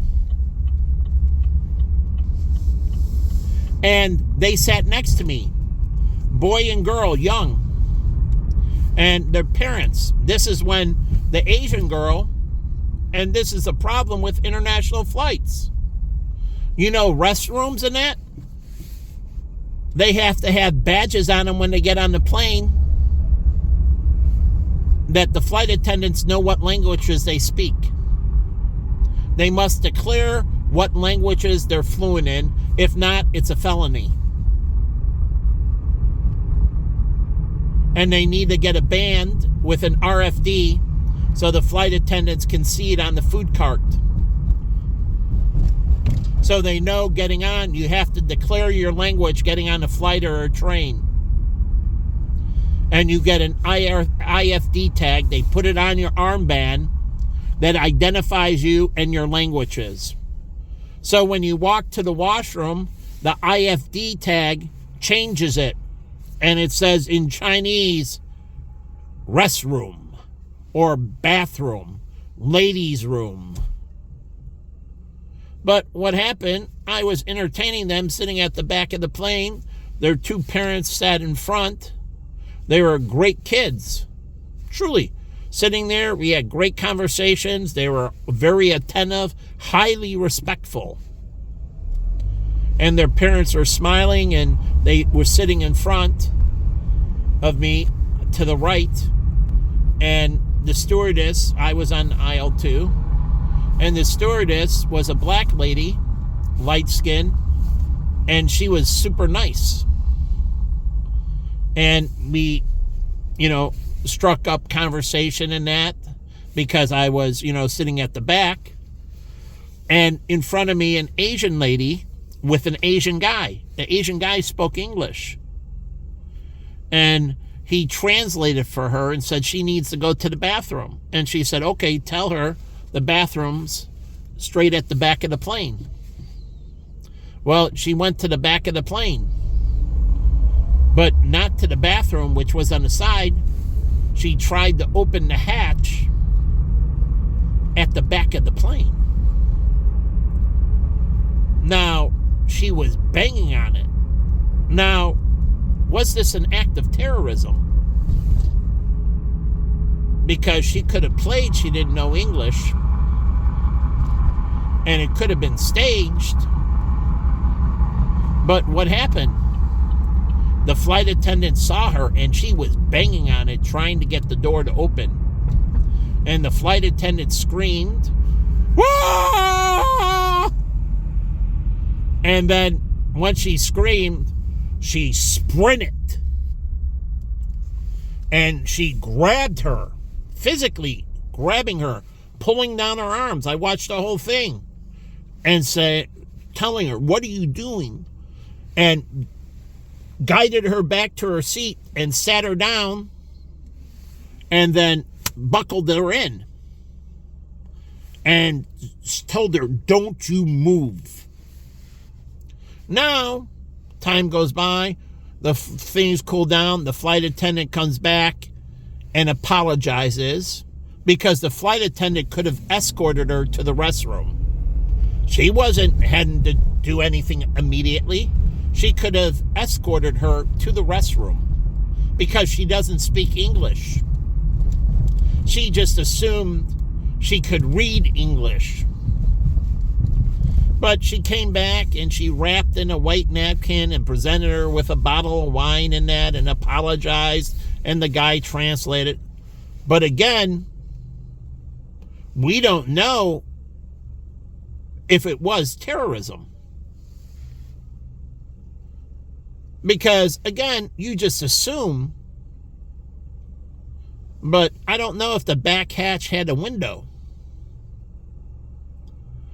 And I could hear her pounding. Boom, boom, boom.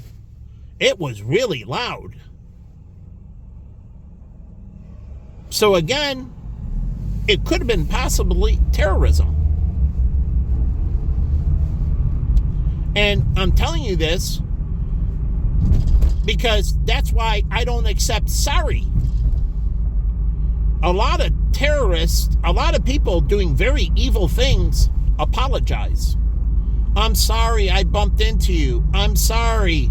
I didn't mean to be doing this. Oh, she didn't understand. She doesn't read English. She didn't mean to pound on the door and try to open the hatch. I'm sorry. And what did the flight attendant?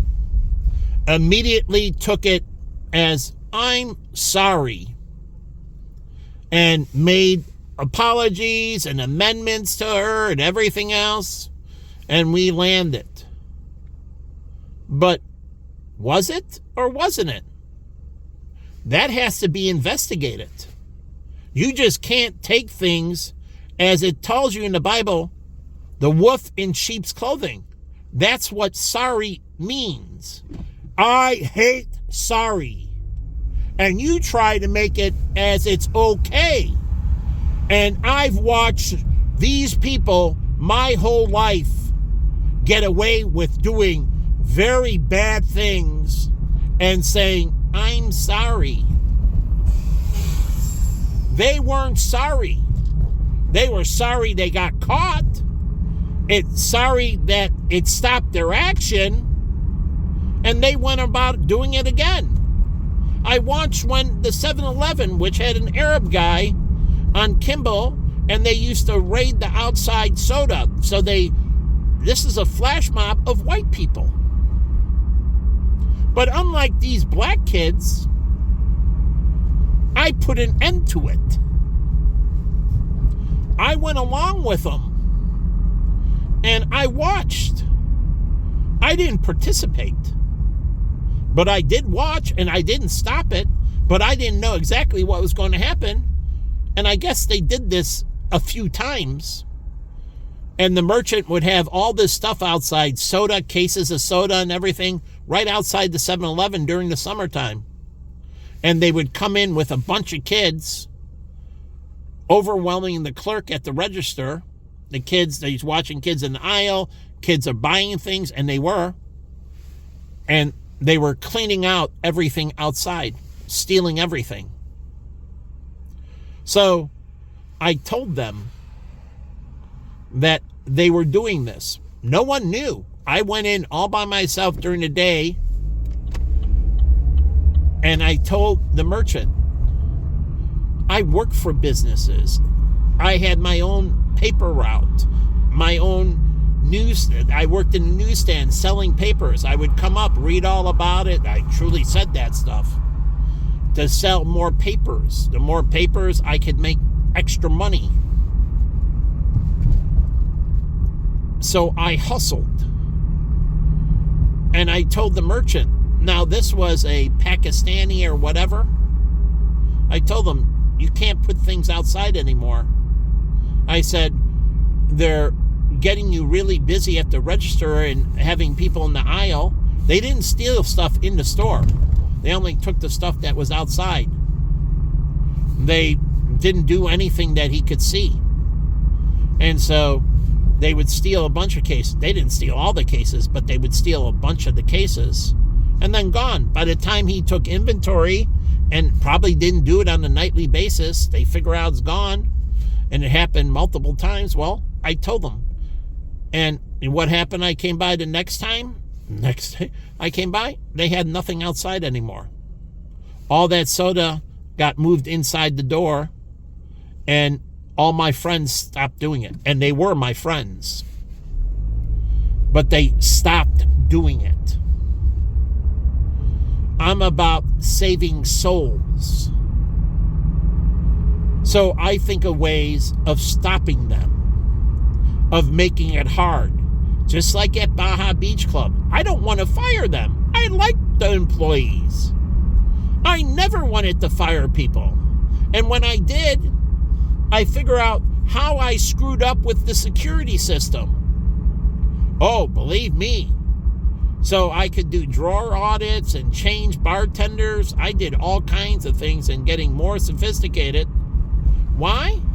Because if I could show them that they're going to get caught and they can't get away with it, it keeps them from stealing. See, they think they can get away with it, and that's why they do the crime. And I've been saving souls my whole life by doing things. What do you think I report to the DEA and the FBI and all that on the tip line for the longest period of time? Because if I tell them, other people won't want to get into cartels and that. They won't want to distribute drugs because the people doing it get busted and there's no bling and there's no parties. There's only jail. There's only pain and suffering. So I can save others. Do you know how many other lives I saved? Somebody has to go down. And those people went down. But all I can do is stop them now, and hopefully when they get out, they can't repeat the crime. They can't repeat the crime.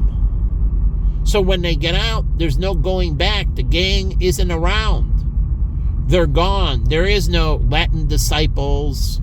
There is no black disciples. There is no any of them. Like getting out of prison, there is no more Italian mafia and getting the gang back together. So I figured out how to dismantle it. And I've been doing this since I've been a child. Tell me how many children do this. And I didn't use force. I used mental aptitude every time I could. So you say I got in fights almost every day, but not because I wanted to. I had to. But do you know how many I saved without getting into fights? So many more I saved without getting into fights. Violence was a last resort to me. Violence was always a last resort to me. It wasn't somewhere I turned first. It's somewhere I turned last. If I exhausted all my options, then I would turn to physical force. But I dismantled all of this, saving my friends. I didn't want any of them to go to jail. I didn't want any of them to have criminal records. I used to watch over Billy Percival and Joey Markowitz. They would go into Joey's and smoke pot. I wouldn't.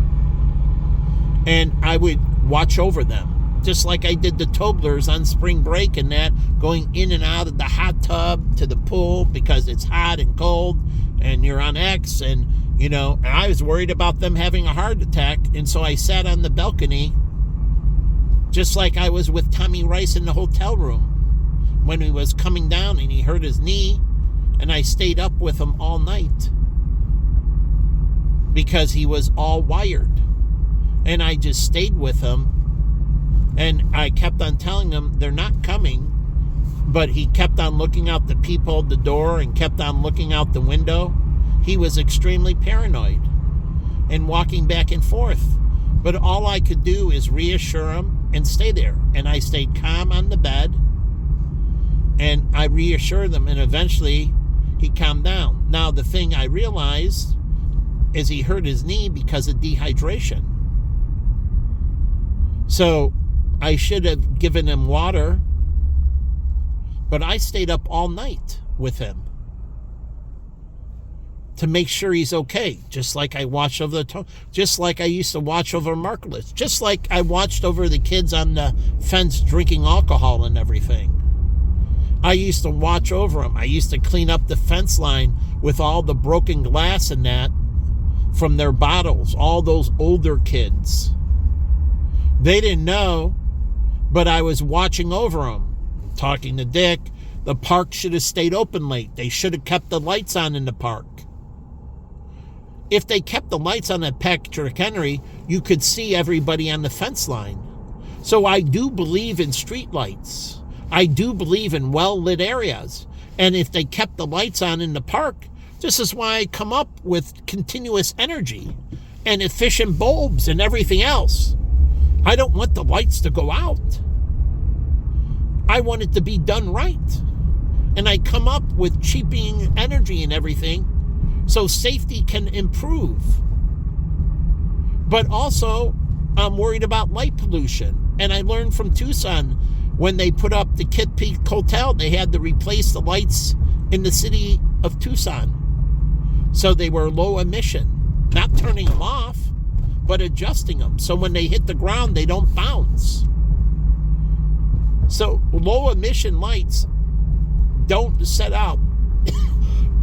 They get absorbed by the pavement. They light the pavement, get absorbed, but don't bounce back upwards. The pavement has to absorb the light. How many times do they design the pavement right so it absorbs the energy from the light? The energy from the light here can power the pavement. Do you know that? Not only sunlight, but it can power the pavement. Things can be designed right. You can design the UV factors and what type of energy it gets in the chemical formula, and you can set a point or a maximum how much sunlight the pavement can absorb before it becomes resistant. Do you know that? Bonds, as it gets more energy, can become more resistant. Truly, they have a peak and they become resistant. Cells become resistant. They close off to protect themselves. So it's the same thing with the pavement. You can design what it can absorb, how much it can absorb, so it can only heat to a certain temperature. But it can receive a spectrum of light. And so this light can be heating the pavement, naturally energizing it. No, it's not major, but it's still energizing the pavement, keeping it a little bit more active to keep the pavement a little bit warmer from the street lights above. But that means it's absorbing the energy, not reflecting it. And that keeps it out of the atmosphere. But you have to have intelligence and design things right. And I don't pick on anyone. I'm an equal opportunity hater. Which, who said this before me? Costa. And I watched. And actually, he's a very fair person. You think not, because you think, oh, he's bigoted here or bigoted there because of certain... Well, actually, he's not. That's why I stayed friends with him. He judges people on their actions. His biases comes from actions. But he judges those people. He gives everything. I watched him with black people, and he gives them the benefit of the doubt each time. He resets and gives them the benefit of the doubt. And he told me, but I watched, he truly was an equal opportunity hater. He called out his own Serbian people. When I asked him about the bar fights that the Serbian parties we used to have at Excalibur, we had to cancel them because they get drunk and they sing about the old country and then they start destroying the place. And we canceled the Serbian parties. And most of them lived in Indiana over the border, not in Chicago. But he said they came from a war-torn environment. They didn't learn proper etiquette. They didn't learn respecting things. They grew up in a ghetto. And they don't respect things. They don't respect other property. That's what people in the ghetto do. That's why I'm against ghettos. Because people don't respect each other. They don't respect property, whether it's public property or private property. They don't respect. They don't value life. They don't respect. So getting rid of them and teaching people respect, to respect value. And that value in life, value in private property, value in that. That's why desecration of private or public property is a crime. And so, again, I watch and learn. And I learn how to judge people. So I don't move quick. I let people hang themselves through their actions. So there's nothing racist about me. I'm an equal opportunity hater. I let everybody hang themselves. Whether it's white male or female, young and old, it doesn't matter. I let themselves hang themselves. I don't set them up. I do everything to prevent it from happening. So I don't sit there idly and watch them for amusement, I actively work in trying to fix everything. During the first breakdown, I became even hyper. I put out so much stuff on a daily basis trying to fix every single problem in the world. Oh, God changed plans and I accelerated. And I tried to fix everything. From this international languages, the miscommunications, everything. I was on a tear 24/7. You say manic. Yeah, I was manic about solving problems. And so I was working hard trying to solve every problem in the world. I wrote to the Chinese embassy, not about anything militarily. I wrote to them about how to end starvation and how they made mistakes with the Great Migration and how they destroyed their agricultural belt. Instead of developing it, they let the land rot. They didn't purify the land. They brought them into the industrial. These people were underprivileged, couldn't get the education, became homeless on the streets of Shanghai and Beijing and other cities. And then they had to import incredible amounts of food to China. And that caused inflation. And so the Chinese dollar, and we'll just call it the dollar, was rising. And there was this inflation. Truly, all this pressure because they didn't have enough domestic supply. And I'm for import-export, and I'm for them, but they weren't managing their economy correctly. And I'm seeing the things and they're incorrectly managing, and that's all I wrote to China about. And it's the same thing I wrote to South Korea about. I wrote to Japan about all kinds of things, especially their ski resorts. But I talked to them about volcanic ash and farming on the side of Mount Fuji and many things agriculturally and environmentally and you name it.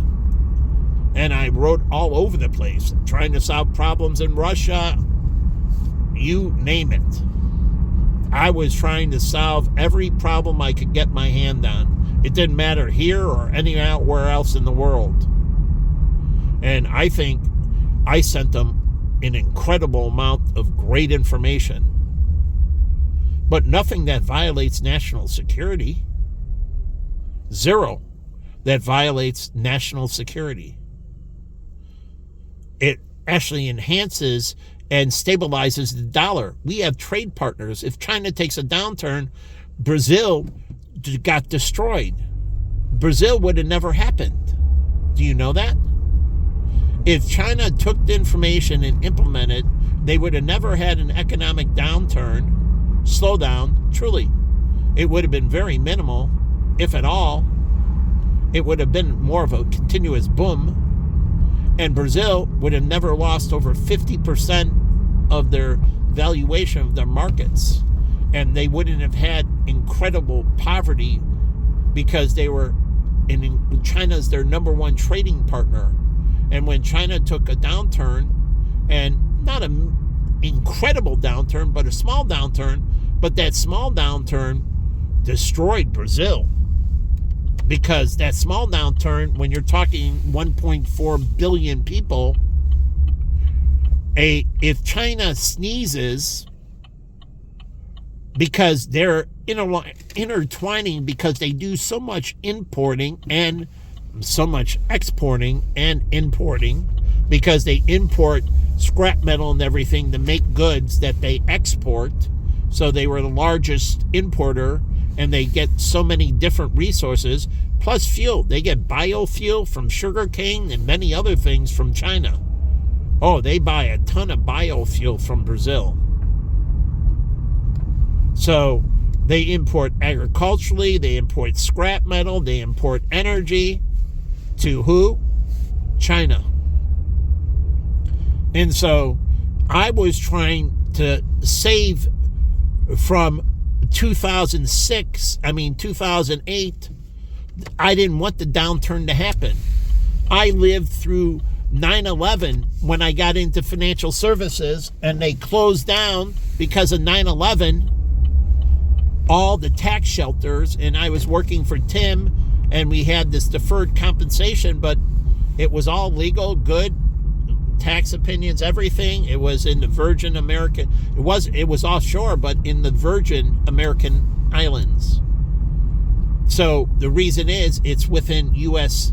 tax district. It's within U.S. courts. So you can offshore to America Samoa. You can offshore to American Virgin Islands. Those are American territories. So you can offshore, and they have beneficial tax. Truly, they have beneficial tax plays.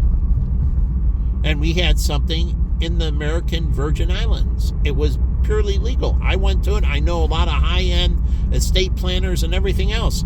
I presented it. It's all legal, from McGuire Woods to you name it.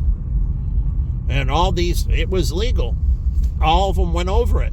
It's just that Bin Laden happened and anti-money laundering, and the government was going after anything that was a tax shelter looking for terrorist money.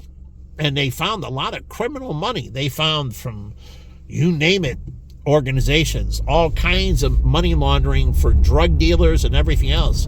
Oh, you don't know that from the President Bush going after terrorism, doing all the tax treaties, closing down all the tax shelters, doing the anti-money laundering? Do you know they crushed an incredible amount? They hurt the cartels in their money laundering operations and everything. It was going after terrorism, but the side effect was destroying every other criminal organization, from the Hells Angels to everybody else, in their ability to launder money. But people don't talk about that with George Bush Jr. And I'm a big defender of his 8 years in office. I think he gets bashed on, and I hate it when Trump was bashing on him. I hated Obama bashing on him. But everybody bashes on George Bush Jr. But unbelievable things that he did to make America safer. And those positive knock-ons from the war on terror destroyed unbelievable criminal organizations in their ability to launder money. Now, the problem was, and everybody said, great idea and everything, but wrong time. And literally, those firms told me they felt so sorry for me, because if it was a year or two earlier, they'd be doing all kinds of business with me. And 9/11 hurt me. So what do? I went anti-terrorism myself.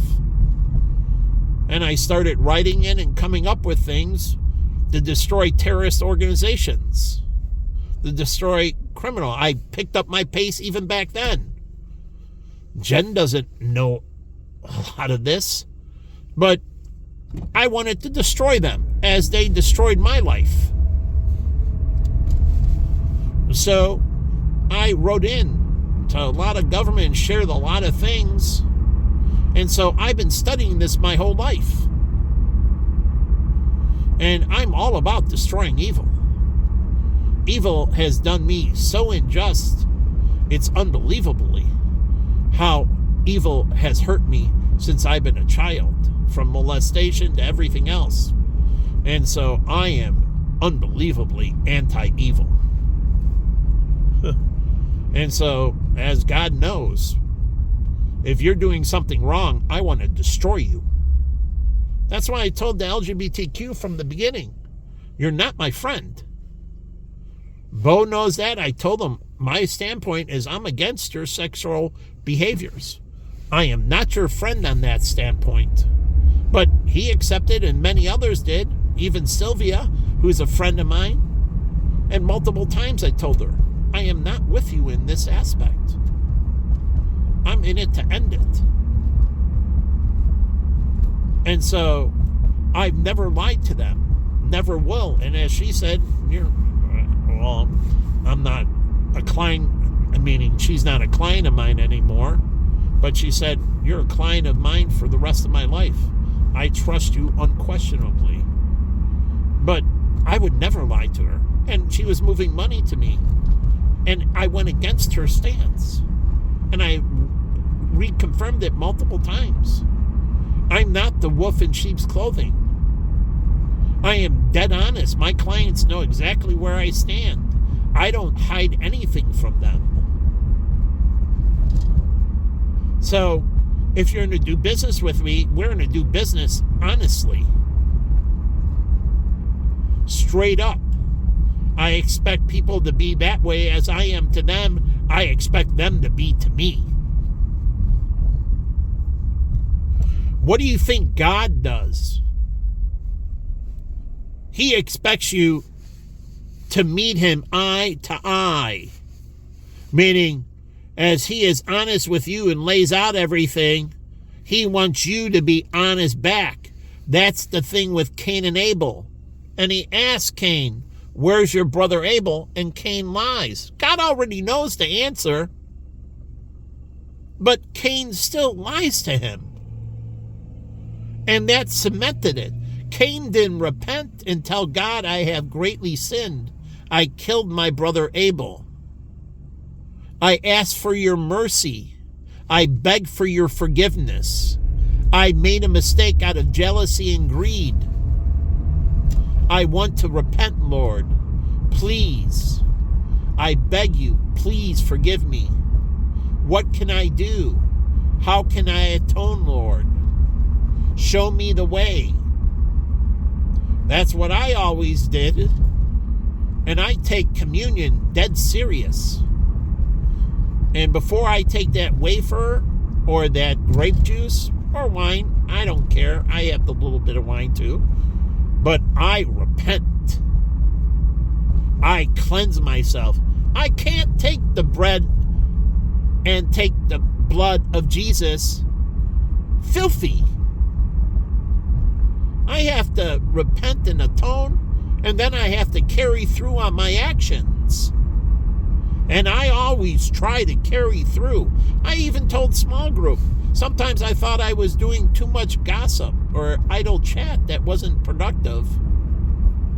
I wasn't resolving problems, and it was more about general camaraderie. You say idle chat, but sometimes idle chat is good for bonding. The end result is getting a deeper connection with somebody. So I understand that, but sometimes I believed I was overdoing the chit-chat. And so it's like listening to a podcast. I listened to it about football. And the whole thing is getting a deeper connection with football and a deeper understanding of what's going on. And they're telling me this person and that person. But it needs to pan out. The rubber has to hit the road. And if you want to change things, who you are today doesn't mean who you're going to be tomorrow. And you can change genetics. Yes, you're born. You can take good genetics and destroy them. You can take bad genetics and make them good. That's within you, depending on your struggle and how hard you're going to work. And if it's really screwed up, you got to work really hard, but that's your burden, each to their own. But you'll have to really, really, really, really work. Depending on how screwed you were from the beginning is how hard you have to work. A Down syndrome child, God watches. They have burdens, and they watch the people around them. And how hard do they work? Layla, like my niece, or great niece, she has a lot to work on, and she better be working on it. So if she isn't diligent, she fails. And if her parents aren't diligent, they fail. Those are opportunities. And if you don't seize them and carpe diem, then you're judged as less. And you move yourself away from being sanctified to more evil. So these are things you have to work on. All these countries, whether it's Nigeria or others, they have challenges and they need to address them. Clean up the corruption, get down the violence, and so on. Just like when I talked to Ghana and I was talking to people about all their different issues, they were candid about what they were struggling with and what they weren't struggling with and what they needed and so on. And some things they didn't understand they needed, But again, it was a great experience over there. But they were truly understanding. They had the work on it. And I was so impressed at their school and the students and the discipline. I mean, it's like night and day when I go around black students here to black students. I mean, and I sat with this girl on the bus every day, and she is a beautiful young lady. She comes from, incredible poverty. And she dressed and everything. I mean, they don't have the best of water. We drank bottled water. They don't have the best of water. So her clothes, she wasn't unclean, but because of the water in that, it's like, the egg water in that. It's not quite that, but it doesn't clean the clothes, leave them with a good smell. And so she was clean, but she had a little, unpleasant scent. Very minor, but I know where it's coming from, and so I can justify it, and it doesn't bother me. But she comes on, she's prim and proper, she sits down, she tucks her skirt under. Truly, she carried herself as a true lady, and she used to sit next to me all the time. And I was impressed at how well she carried herself. She carried herself with great dignity, even coming from extreme poverty. Dressed to impress. So, just like I went into school with all these students, and they're there hungry to learn. Silent, very disciplined, and the teachers, that's where they said they needed more textbooks and so on. They just don't have the educational resources. They lack the educational resources. They have teachers, they just don't have enough resources to provide proper books and educational platforms, and they need it more. And I came back here trying. Like they didn't have proper mixing of cement. You think this thing on cement is new? I was studying cement. I wanted to bring better cement, better construction in that to Ghana. They said things to me that valued my life greatly. And they treated me with incredible dignity and respect. All those Ghanaians. I never had a problem. And thinking about it, I keep on crying. But I compare that to blacks here, and I've done so much more for blacks here than I ever did for the Ghanaians in that way. And it kills me, where I do much less over there, and they give me incredible dignity and respect. And over here, they're disgusting, filthy to me. It's unbelievable over these last 10 years. I can't believe it. And all I've done for them my whole life, and they spit on me here. Where I go over there and I haven't done yet anything for them, and they saw me with the cement and that, and they praise me for how hard I work and all I was trying to do for them. And they valued my life, and as they told me, anyone disrespects me, it might be their last day on earth.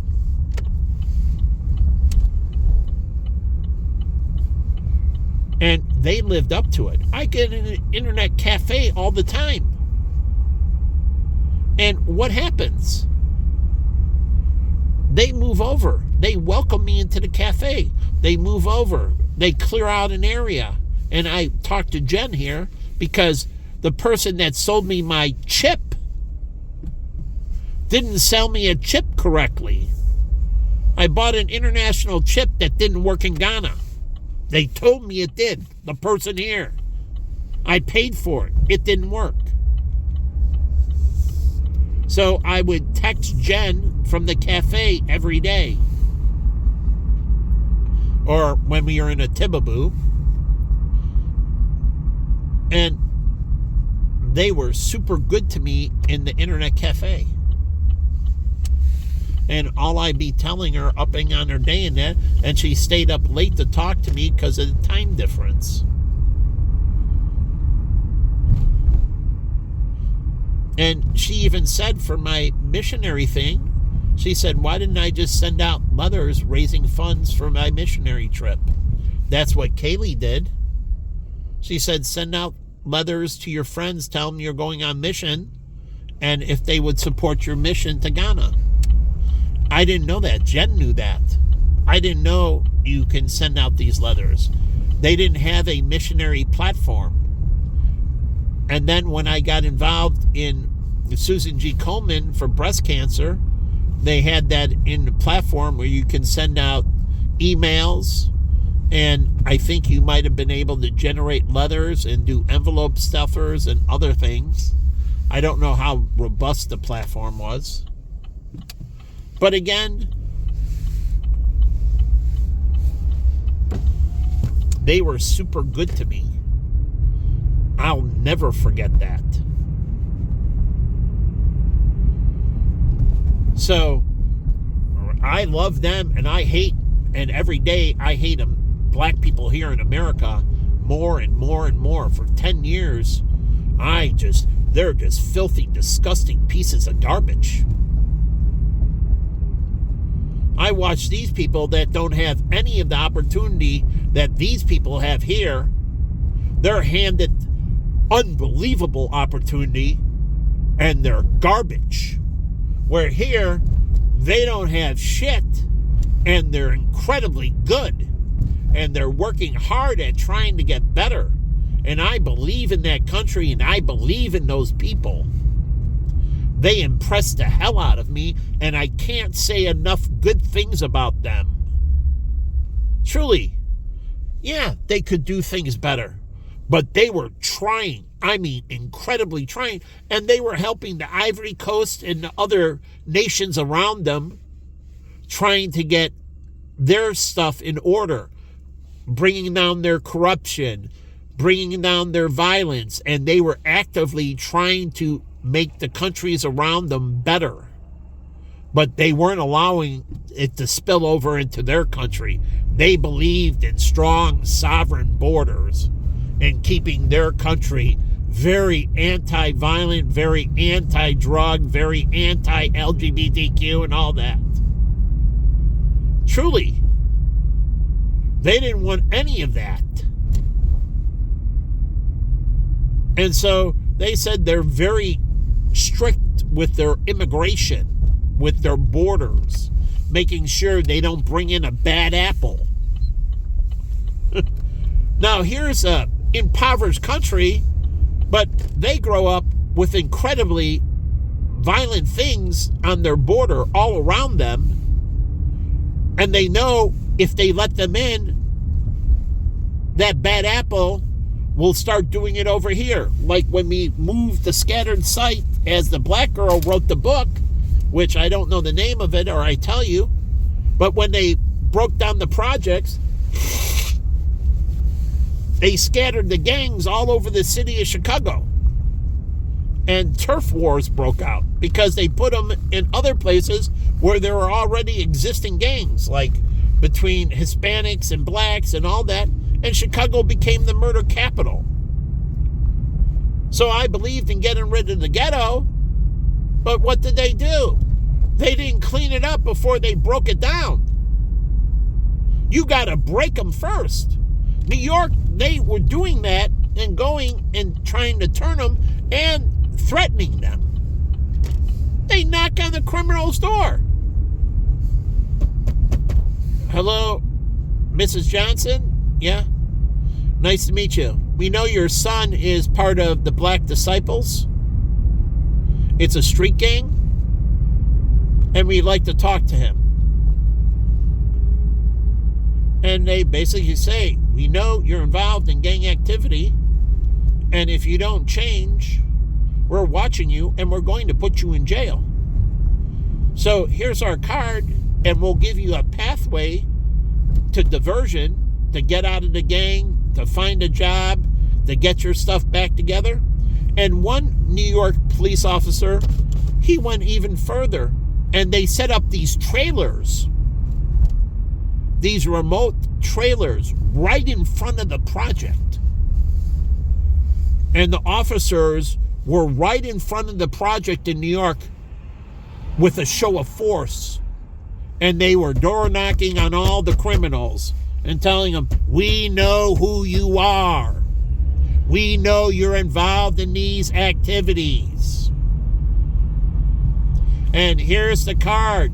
And we'll give you a chance to quit on your own and go into the diversion program. If not, we're going to get you and prosecute you.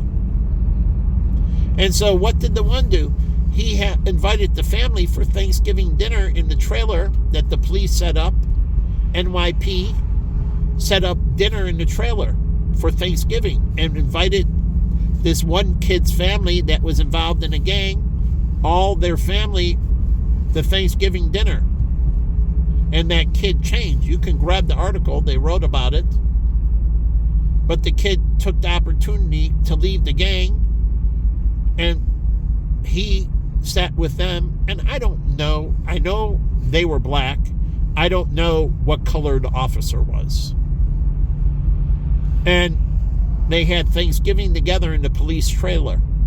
And it was all paid for by him or NYPD. I don't know who paid for the meal.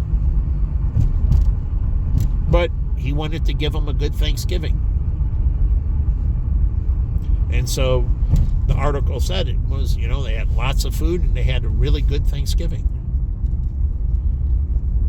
He wanted to show them that life can be really good. Isn't that what shelters are supposed to do? They bring them in and show them what life can be. Where you are today and where you can be tomorrow. That's what they're supposed to be doing. Not the way they do it, like you're confined and we're trapping you. No. Here's where you are, and here's where we want you to go. And here's how we're going to get there. It's your choice to self-submit.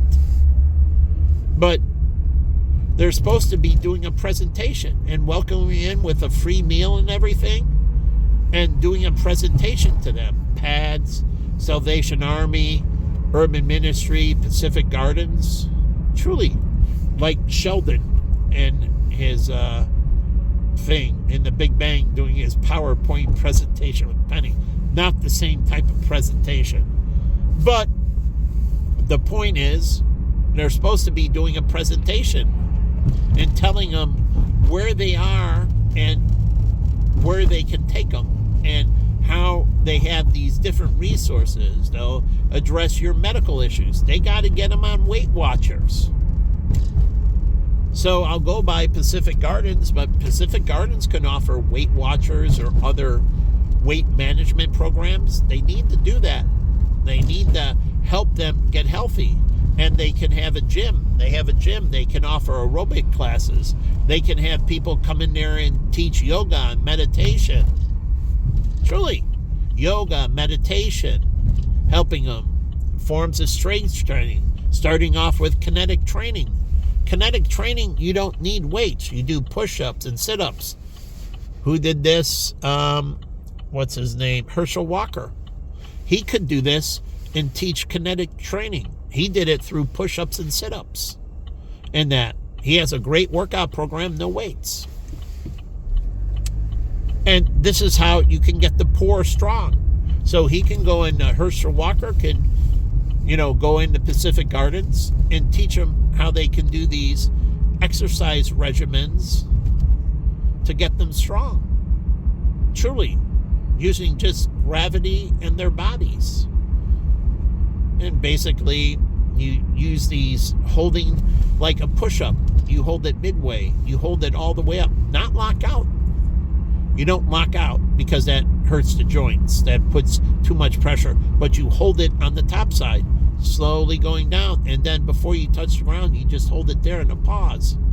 1,000, 2 1,000. Start with 1,000 pauses. It's the same thing with the sit-up. Do the sit-up. And as you can do the sit-ups, don't do more than 20. Increase the length of the pause.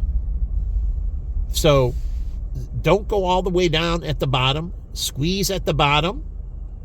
and then relax, go to the top, and then squeeze at the top.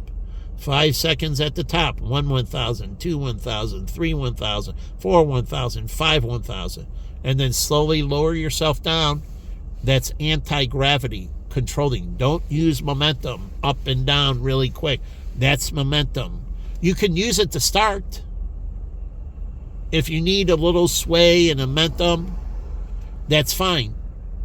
But as you get stronger, get more discipline with your form. Here's Pacific Gardens. So, Herschel Walker can go into places like this, from the Salvation Army to all these shelters, from youth to adults. They can have a youth hostel here. Truly. Runaway shelter and all that. Truly. Sometimes they need to get away from home. I told they can do that. But Herschel Walker can go in there, and he's I think a Republican too. But he can go in there and teach this so they don't have to invest. They can focus their money on other services. And if they get greater wealth, eventually they can get into more sophisticated things. But you can take Herschel Walker's workout to a whole new level. Truly. Using natural resistance of gravity. So holding your weight at certain points. So you can do a push-up where you move in components. You raise off a little bit and you hold it. And then you raise up again. You can break it into thirds. The movement. Depending on how long your arms are. If you're taller, then you can, have a greater range, because it's going to you got to travel a greater distance. So you can break it up. Shorter arms, you can't break it up as much. You might break it up into 2 movements. If you have really short, if you're, say, a short person and you don't have that long arms, you might break it up into 2 motions. But a taller person could break it up to 3 or 4, or Michael Jordan even more. And then you move your hands outward. If you move them outward, it works what? More of the chest. If you move them inward, like doing the diamonds where they're inward and you touch your nose in between, right in front, that works your triceps. So the closer your hands together, more triceps. The further out, the more pectoral. And there is a sweet point where it works 50% pectoral, 50% triceps. That's your natural position, where you're using half the chest and half the triceps.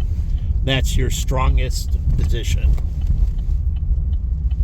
But you can move them in and out. Then you can change the position of your feet. Why? Because it works on the stabilizers. Closer together, it's harder to stabilize. And it's changing the abdominal muscles you work on while you're doing the push-ups. So as you spread your feet further apart, it works on different stabilizers, and it works different regions of your abdominal, still doing a push-up. So you can change your hand motion and change your feet position. Then you can just put a bench behind you. You ever done decline push-ups? Put a bench behind you, your feet on the bench. Put your feet together, it's harder to balance. Put them further apart, it's easier to balance. But it works different stabilizers. So you put them on the bench, and then you reverse it.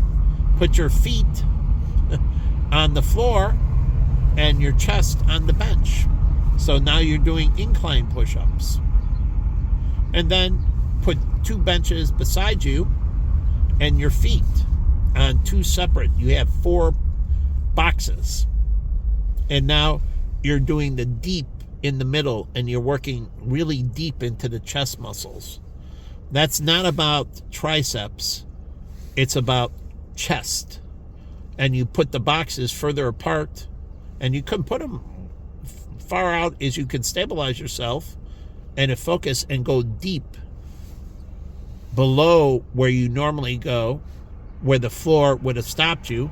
Now you're going deeper. And now your feet, where your boxes are, the inner groin is going to work when your feet are spread. You're going to work the outer quads when your feet are together. Put the boxes together and then slowly separate them. And that works the groin area. So you can take what Herschel started and improve it. And these are things that you don't need weight for. They're very simple. They can be done by the poorest of the poor. And so, again, this type of thing. Like here, I'm getting tailgated. There's an open lane right there. Pieces of garbage. But again, you can go into these communities and you can do these things. So Herschel Walker can go and show them. And you're working on their mind, their body, and you're moving them to a better life. So they have to make a pitch to these people.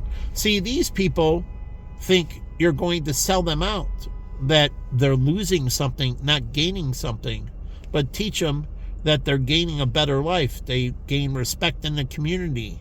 They're able to take care of their body, take care of their mind, and then you bring them spirituality if they want. And you take care of their spirit, mind, body, and spirit.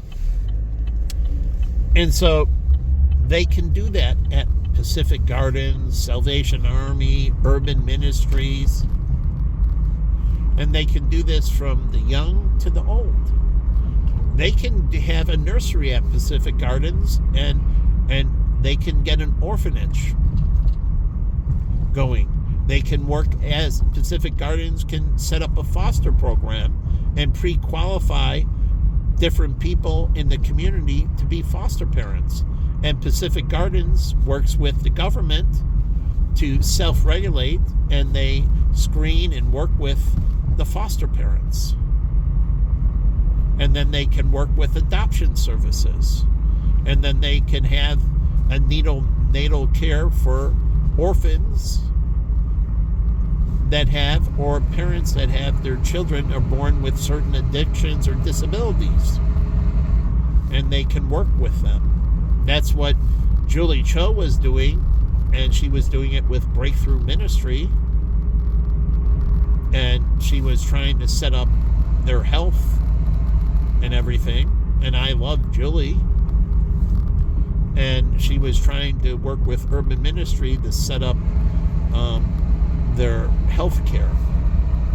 And I talked to her about night ministry and mobile services and so on and so forth, and the free clinics and building these networks.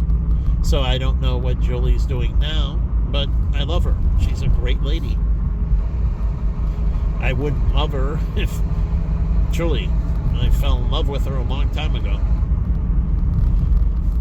But anyways, she was trying to build out Urban Ministries health platform. And so she works in that, in the administration side and everything. She's got an MBA from the University of Chicago. She goes to continuous education and everything else. She's a great lady. She's got a black belt in martial arts. She leads in self-defense and everything else. So she can be rape defense, and she can teach courses on rape defense with her sensei, which is another female who's 7th degree, maybe 8th or 10th now, I don't know. She goes back to Korea every year to better herself. And eventually she'll be a 10th degree black belt. She has a studio, but she can work on rape defense and all that.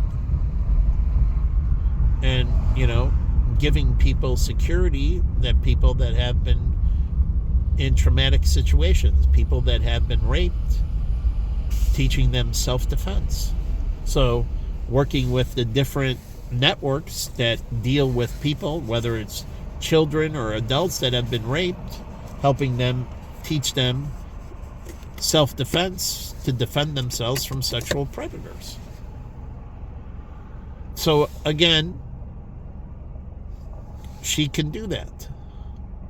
And she can work with her sensei, which I would give her name, but I forgot her name. Master Russo is her husband because I interacted with him more. And they're a great relation. He's a white male. She is a Korean female. And they have a great relationship. And so, again, and hopefully Julie has a great relationship now with her husband. She's an Asian female with a white male. And they both have mulatto children. Half Asian, half white. So does Megan. She has, her husband's white. She's an Asian female. They have mulatto children. They have 4 boys. I don't know if she's had any more children. But they're mulatto. Half white, half Asian. So I've been around these interracial segments. But again, these people are more mindful of what they do, and their children all turned out fine. Very healthy. So, but you have to be mindful, and that's what I was for preparing with Jen. I prepared hard, and I understand, and I was trying to bring in our child, making sure our child or children were perfectly healthy and would be blessed, and could be, as they were blessed, they could bring blessings to others. Those that are given the most have the greatest responsibility. And so as they're blessed, they're called to bless others.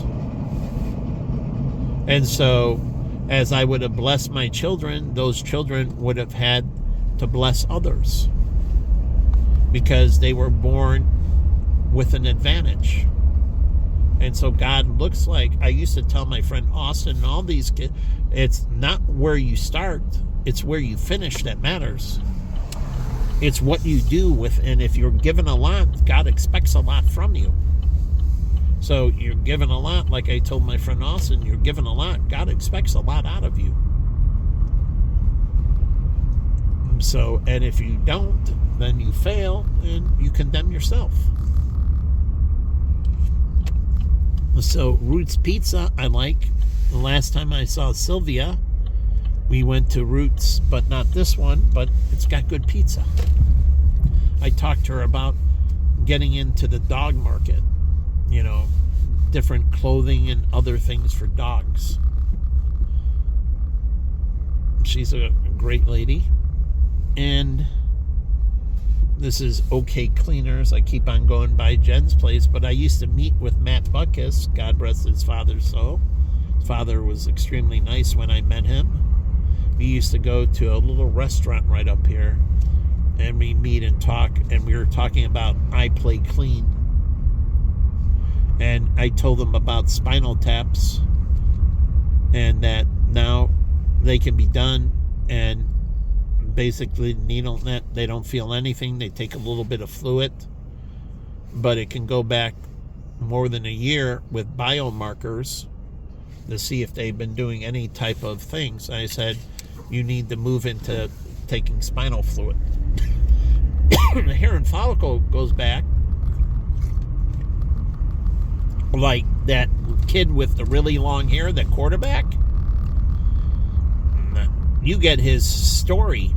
You can take a strand of the hair and you can see his genetics, meaning how his health goes and everything else from the drug testing and that. So that long strand of hair that he has, well, if I would be taking a strand of his hair, and it gives me, like if I was going to take an athlete, I would do the testing on the hair. And the thing about bald people is that they don't get that type of analysis because they don't have that hair. You can use hair from other parts of the body, but it doesn't get the brain fluid, the cranial fluid. See, the big thing about taking it up here is it gets the cranial fluid. I don't know if the eyebrows really get much exposure to cranial fluid, but they could. The next alternative is eyebrows and maybe beards and that with facial hair. and you can use them. You should be able to use, but I don't know how much cranial fluid they get. But that Trevor, you can go back years because his hair is that long. So for him, you can see over years if he really done drugs or, and you can see how diet and his health has been going and everything else from the long hair.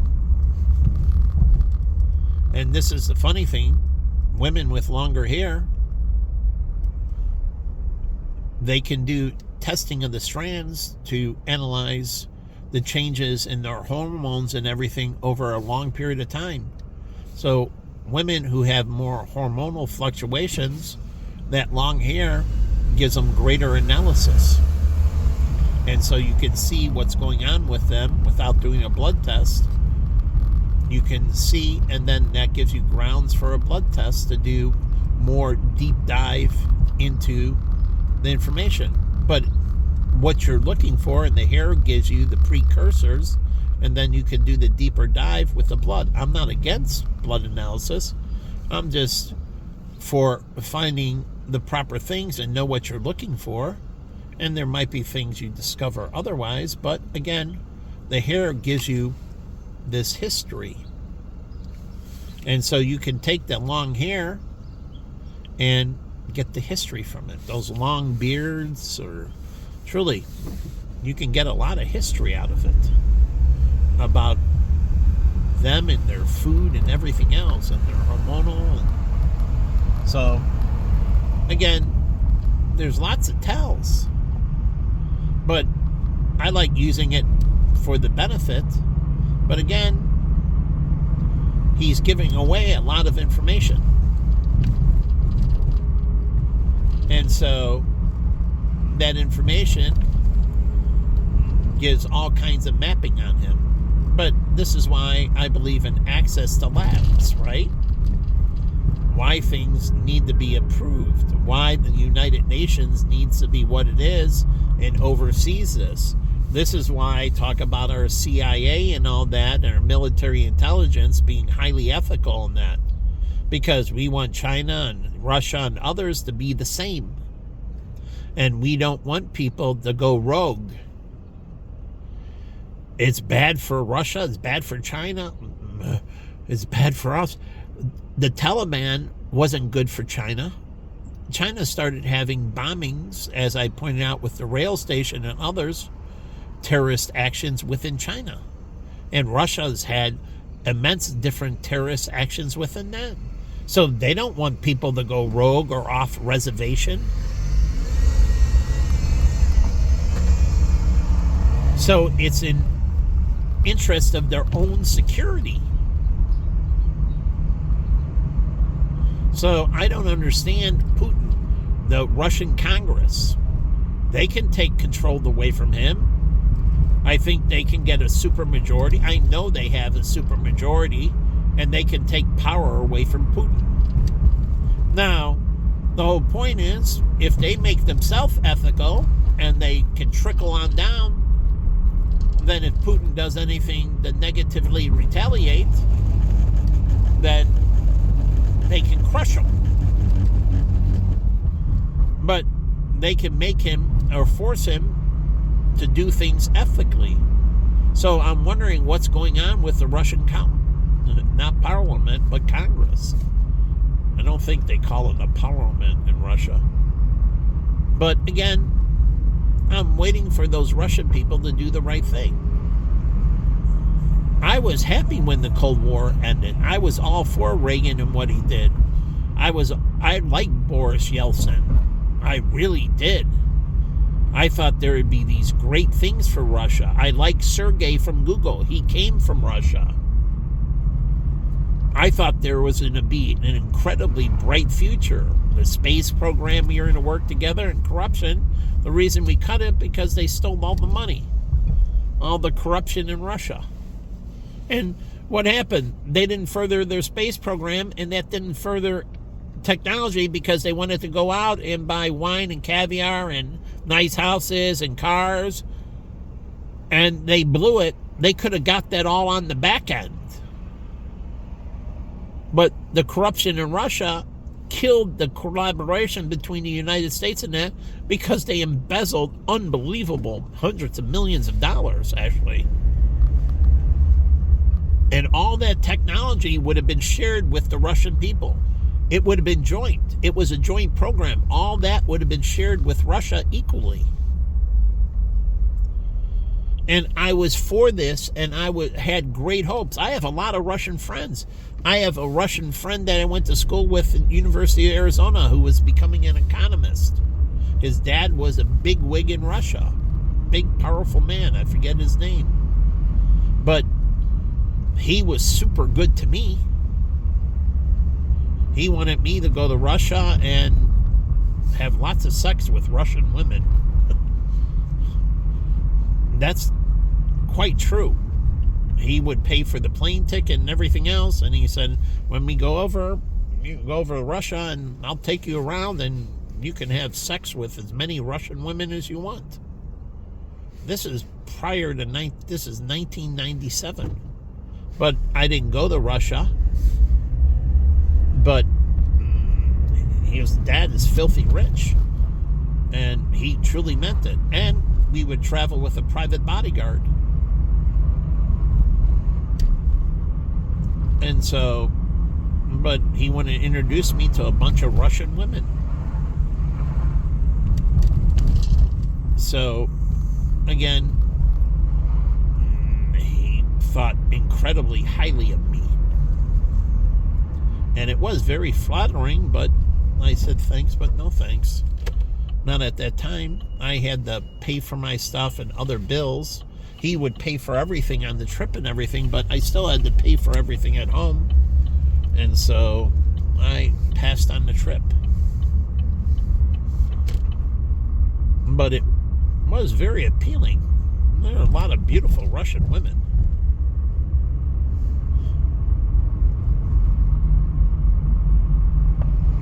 So again, but the whole point is, you know, I've been waiting for this, and we done these, and Reagan invested highly to make this relationship between Russia and the United States incredibly strong and good.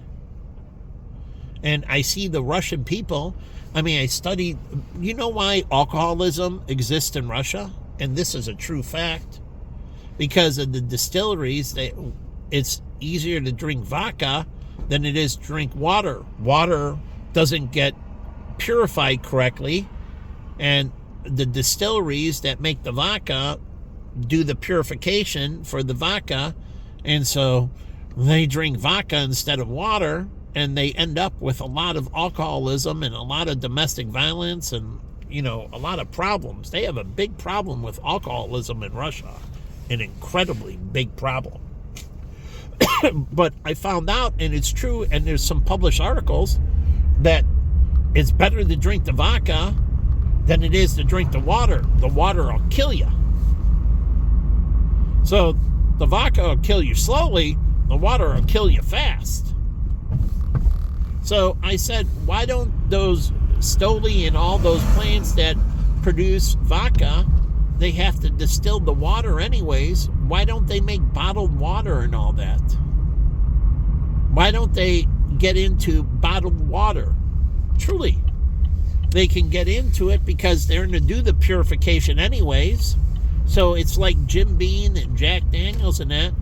You're doing it anyway, so why don't you use the distilleries to make water when you're not making booze? And you can create flavored water. You have the different mashes, and you can make all kinds of really cool non-alcoholic, just different flavored waters. All kinds of natural flavored waters. So why wouldn't they vertically integrate into it? They can get carbonated. They can add carbonation for sparkling water. It's a big market. That's why I put out that French place I wanted to go to that had tap waters from around the world. The water bar. So I don't understand what's going on. And I've always had great hopes for Russia, just like China and India and others, that they can turn it around, that they can get on the right path, they can do the right thing. So, like Spike Lee said, do the right thing. And so I had great hope. Yeah, it makes me think. There's a sushi place I used to go with Ann Fan, and I so miss her. We used to go here. Yeah, I crush and love that girl. But we used to go there, and we went to some other places, and it was great eating lunch or dinner with her. We had great conversations. We get along unbelievably well. And I just miss interacting. So, she was funny too. But I don't see her anymore, nor her sister, who I feel the same way about.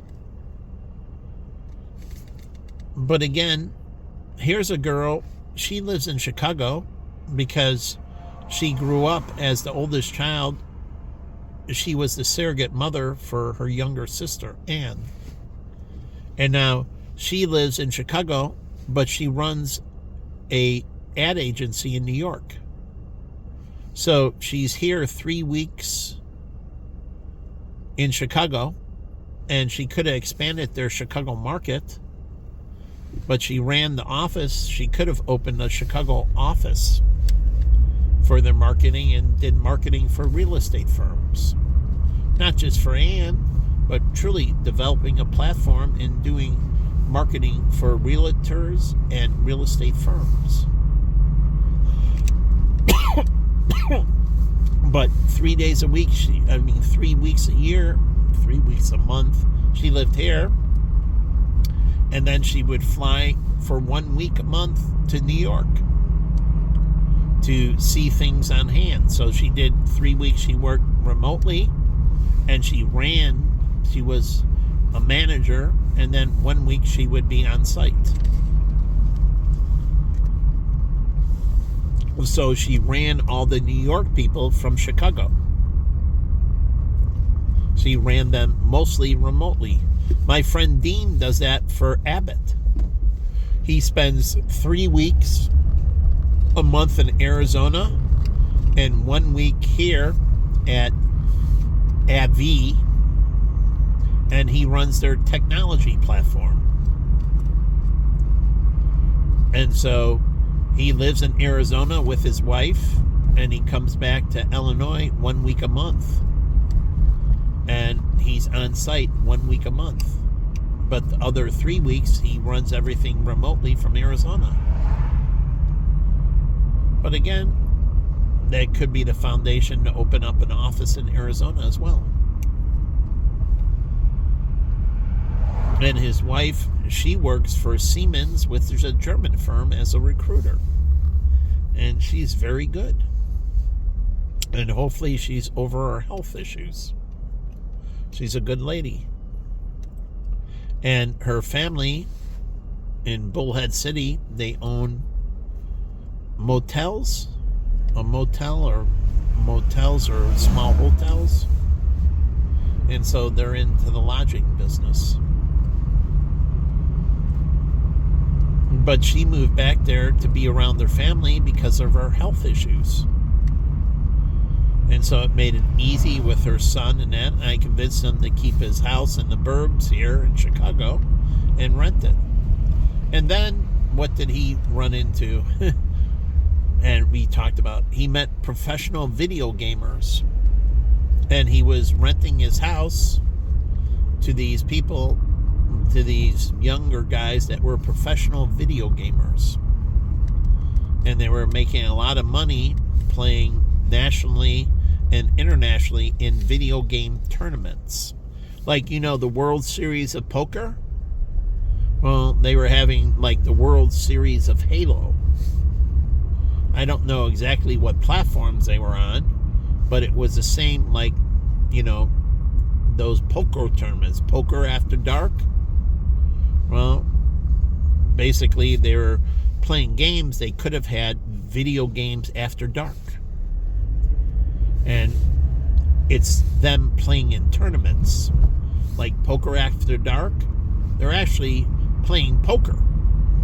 They're making commentary, but you get to analyze their moves and you get to see the cards and how they bet and their philosophies, so you can learn. I started watching it way before my brother. It was on public TV, and those guys got a little bit off course, but I won't get into this. I mean, they got into different things like video poker and all, but they got greedy and did some corruption and, stole from their own enterprises. So the greed got them. They couldn't get the money fast enough. They had a lot of money, and the thirst got them. The thirst got them. They had a lot of money before that, and then they got a lot more money, and they got, like they show in the movie with the trolls and the gold, and what's it called? But I don't go into that Starbucks because I got attacked multiple times. So the Gandalf and so on. But anyways, they get this, incredible thirst. And the thirst gets them. And that's why professional athletes, like a lot of them, they make $5 million a year. They're spending $6 and so, and they end up going bankrupt because it's an incredible thirst.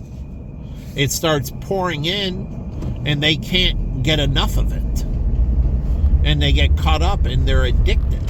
They do have an addiction, and they don't have a balance between them and the money. And they get addicted, and that thirst gets the better of them, and that's what happened in Poker After Dark. Those guys, they started doing these enterprises, and they were working well, but they got greedy and stole from their own corporations. The thirst got the greater of them. They couldn't get the, it's like President Trump with the, 757 gold-plated and this and that.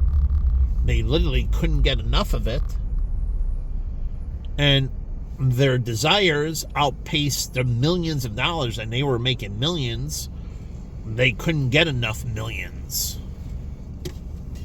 Their thirst got the better of them. And so you learn from these things that you have to have self-control, and you have to control your impulses, and don't let the thirst get the better of you. It's the same thing with sex. Kevin Costner ran into a sex addiction, and he's not the only one. And the thirst got the better of them. People get addicted to strip bars. Do you know that? And they have to do it like online porn. It's the same thing, and they need the sex addiction, and they need to be advertising on online porn and in strip bars, these anti-addiction clinics. Truly. And I watch these people plow money in and literally bankrupt themselves at a strip bar. Not right away, but over time they just get addicted, and they go more and more, and boom. So strip bars and online adult porn, they have to advertise anti-addiction. They have to advertise anti-addiction. If you have a problem with online porn or at the strip bar when you come in, if you have a problem, we have these avenues. Here, and you can turn to this phone number. Here are pamphlets. We don't want you to do things that are going to damage you. It's here to better your life, to help fulfill you more, not destroy you. That's what the LGBTQ do. They destroy you. They sodomize you. They destroy you. They destroy your genetics. And Jodie and Foster and all them, they're just suckers for the demons. Like Doogie Howser. Instead of having a come to Jesus moment and repenting, if they double down, that's fine. That's their own soul. They can bury themselves. But the thing is, they should be having come to Jesus moments. As all that I put out medically and everything, I keep on, and I won't stop. There is so much more I can put out that shows you how harmful it is. So Tim Cook and all them, I just consider them suckers for Satan. That's their choice. But I think at a point, when do you stop people from desecrating themselves? When do you stop people from self-harm? Truly, when do you stop them from harming themselves? When does it become a point where we created an epidemic of incredible self-harm? When do we stop allowing people to bring people in and harm them as well?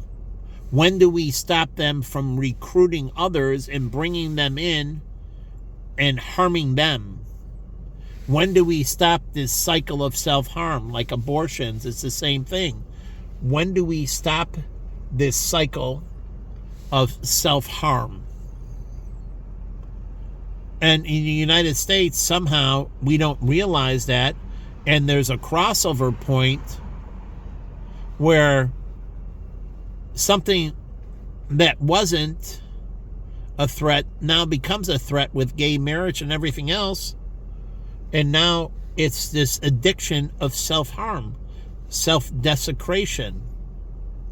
So, again, I don't get it. So when are we going to stop this avenue of self-harm, of self-desecration? And when are we going to stop allowing them to recruit people in and destroying them as well? When are we going to stop this stuff? When is Hollywood going to stand up and realize they have a social responsibility? And I watch these things, and I like certain shows, but they throw in things I got to cut out. And so I fast forward or skip over certain parts and watch the rest. So when are they going to take responsibility for their actions and stop with the self-harm? Stop advocating for self-harm. So again, when are we going to have some social conscience and so on? So again, this place with the DP dough, it's calzones, and I love calzones, and they have sticks, wings, and cookies. And so again, hopefully they're perfecting the model and everything. But I used to make calzones by hand for Sbarro's. And we made all our calzones from scratch. Ricotta, mozzarella, and different types of meat. And ricotta cheese is sweet. So we had a blander cheese, mozzarella, and we put a sweeter cheese, ricotta, or you could put mascarpone. I think that's sweeter than ricotta. But anyways,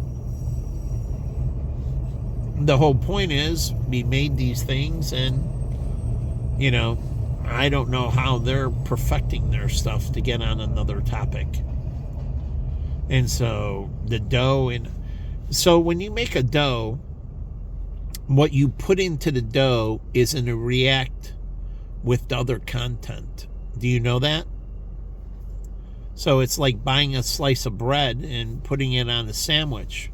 It has a certain flavor, mineral profile. And that causes an interaction or a chemical reaction between the two. So what the content of the dough and how it interacts on a chemical basis with the cheeses. How do they interact and create? It's going to be, once they cook it, it's in a change in flavor. Do you know that? The flavor doesn't stay the same. The heating causes an action on the bonds and causes these interactions, and the flavor profile changes. So what the dough is when you eat it separately, like the bread, it's not going to be the same when you heat it. It's going to change the flavor profile. And so you have to understand these chemical components and how they change with temperature. Now, if you want things more pure, go to Jimmy John's or here at Subway and don't heat it up. And when you don't heat it up, the things don't really chemically interact if it stays cooler. And so you can taste the lettuce for the lettuce, the meat for the meat, the bread for the bread, the cheese for the cheese. And they don't interact as much, but when you start chewing on them, the saliva and everything else causes a chemical reaction. So they're not interacting outside, now they're interacting when you're chewing. Chewing is a grinding of a pulverizing in that, and you're causing this interaction. And how many times you chew it affects the flavor. So as you chew it longer, it breaks down more in the mouth, and the flavor changes more. So depending on how many times somebody averages chews it, the age of them, the concentration of their saliva, the enzymes in the saliva and so on, and how many times they chew it, truly how much saliva gets mixed in, and that's going to be the flavor. So wine, you swish it around, but again, to catch the aromas, you have to understand, you smell it outside, and then you taste it inside, and you have to understand how your saliva interacts and changes the chemical bonds. And this is why it makes it hard to be a sommelier, because you have to train the palate. And so you're literally rewiring your brain to change the chemical mix of the saliva. It's neuroplasticity. And you have to train it, and it will train the saliva. So the scents in that help to change the neuroplasticity of the brain to catch the certain scents. So it's very sophisticated on how you do it, but these people have no idea. And I've been with some of the greatest cooks, and they're just don't have that idea. But again, they're not unintelligent, they're ignorant. Ignorant is not a negative word, it means lacking the knowledge. And the whole point of these videos is so they gain the knowledge, so they can propel themselves a little bit forward. So again, I'll leave this video here. I gotta go to the washroom.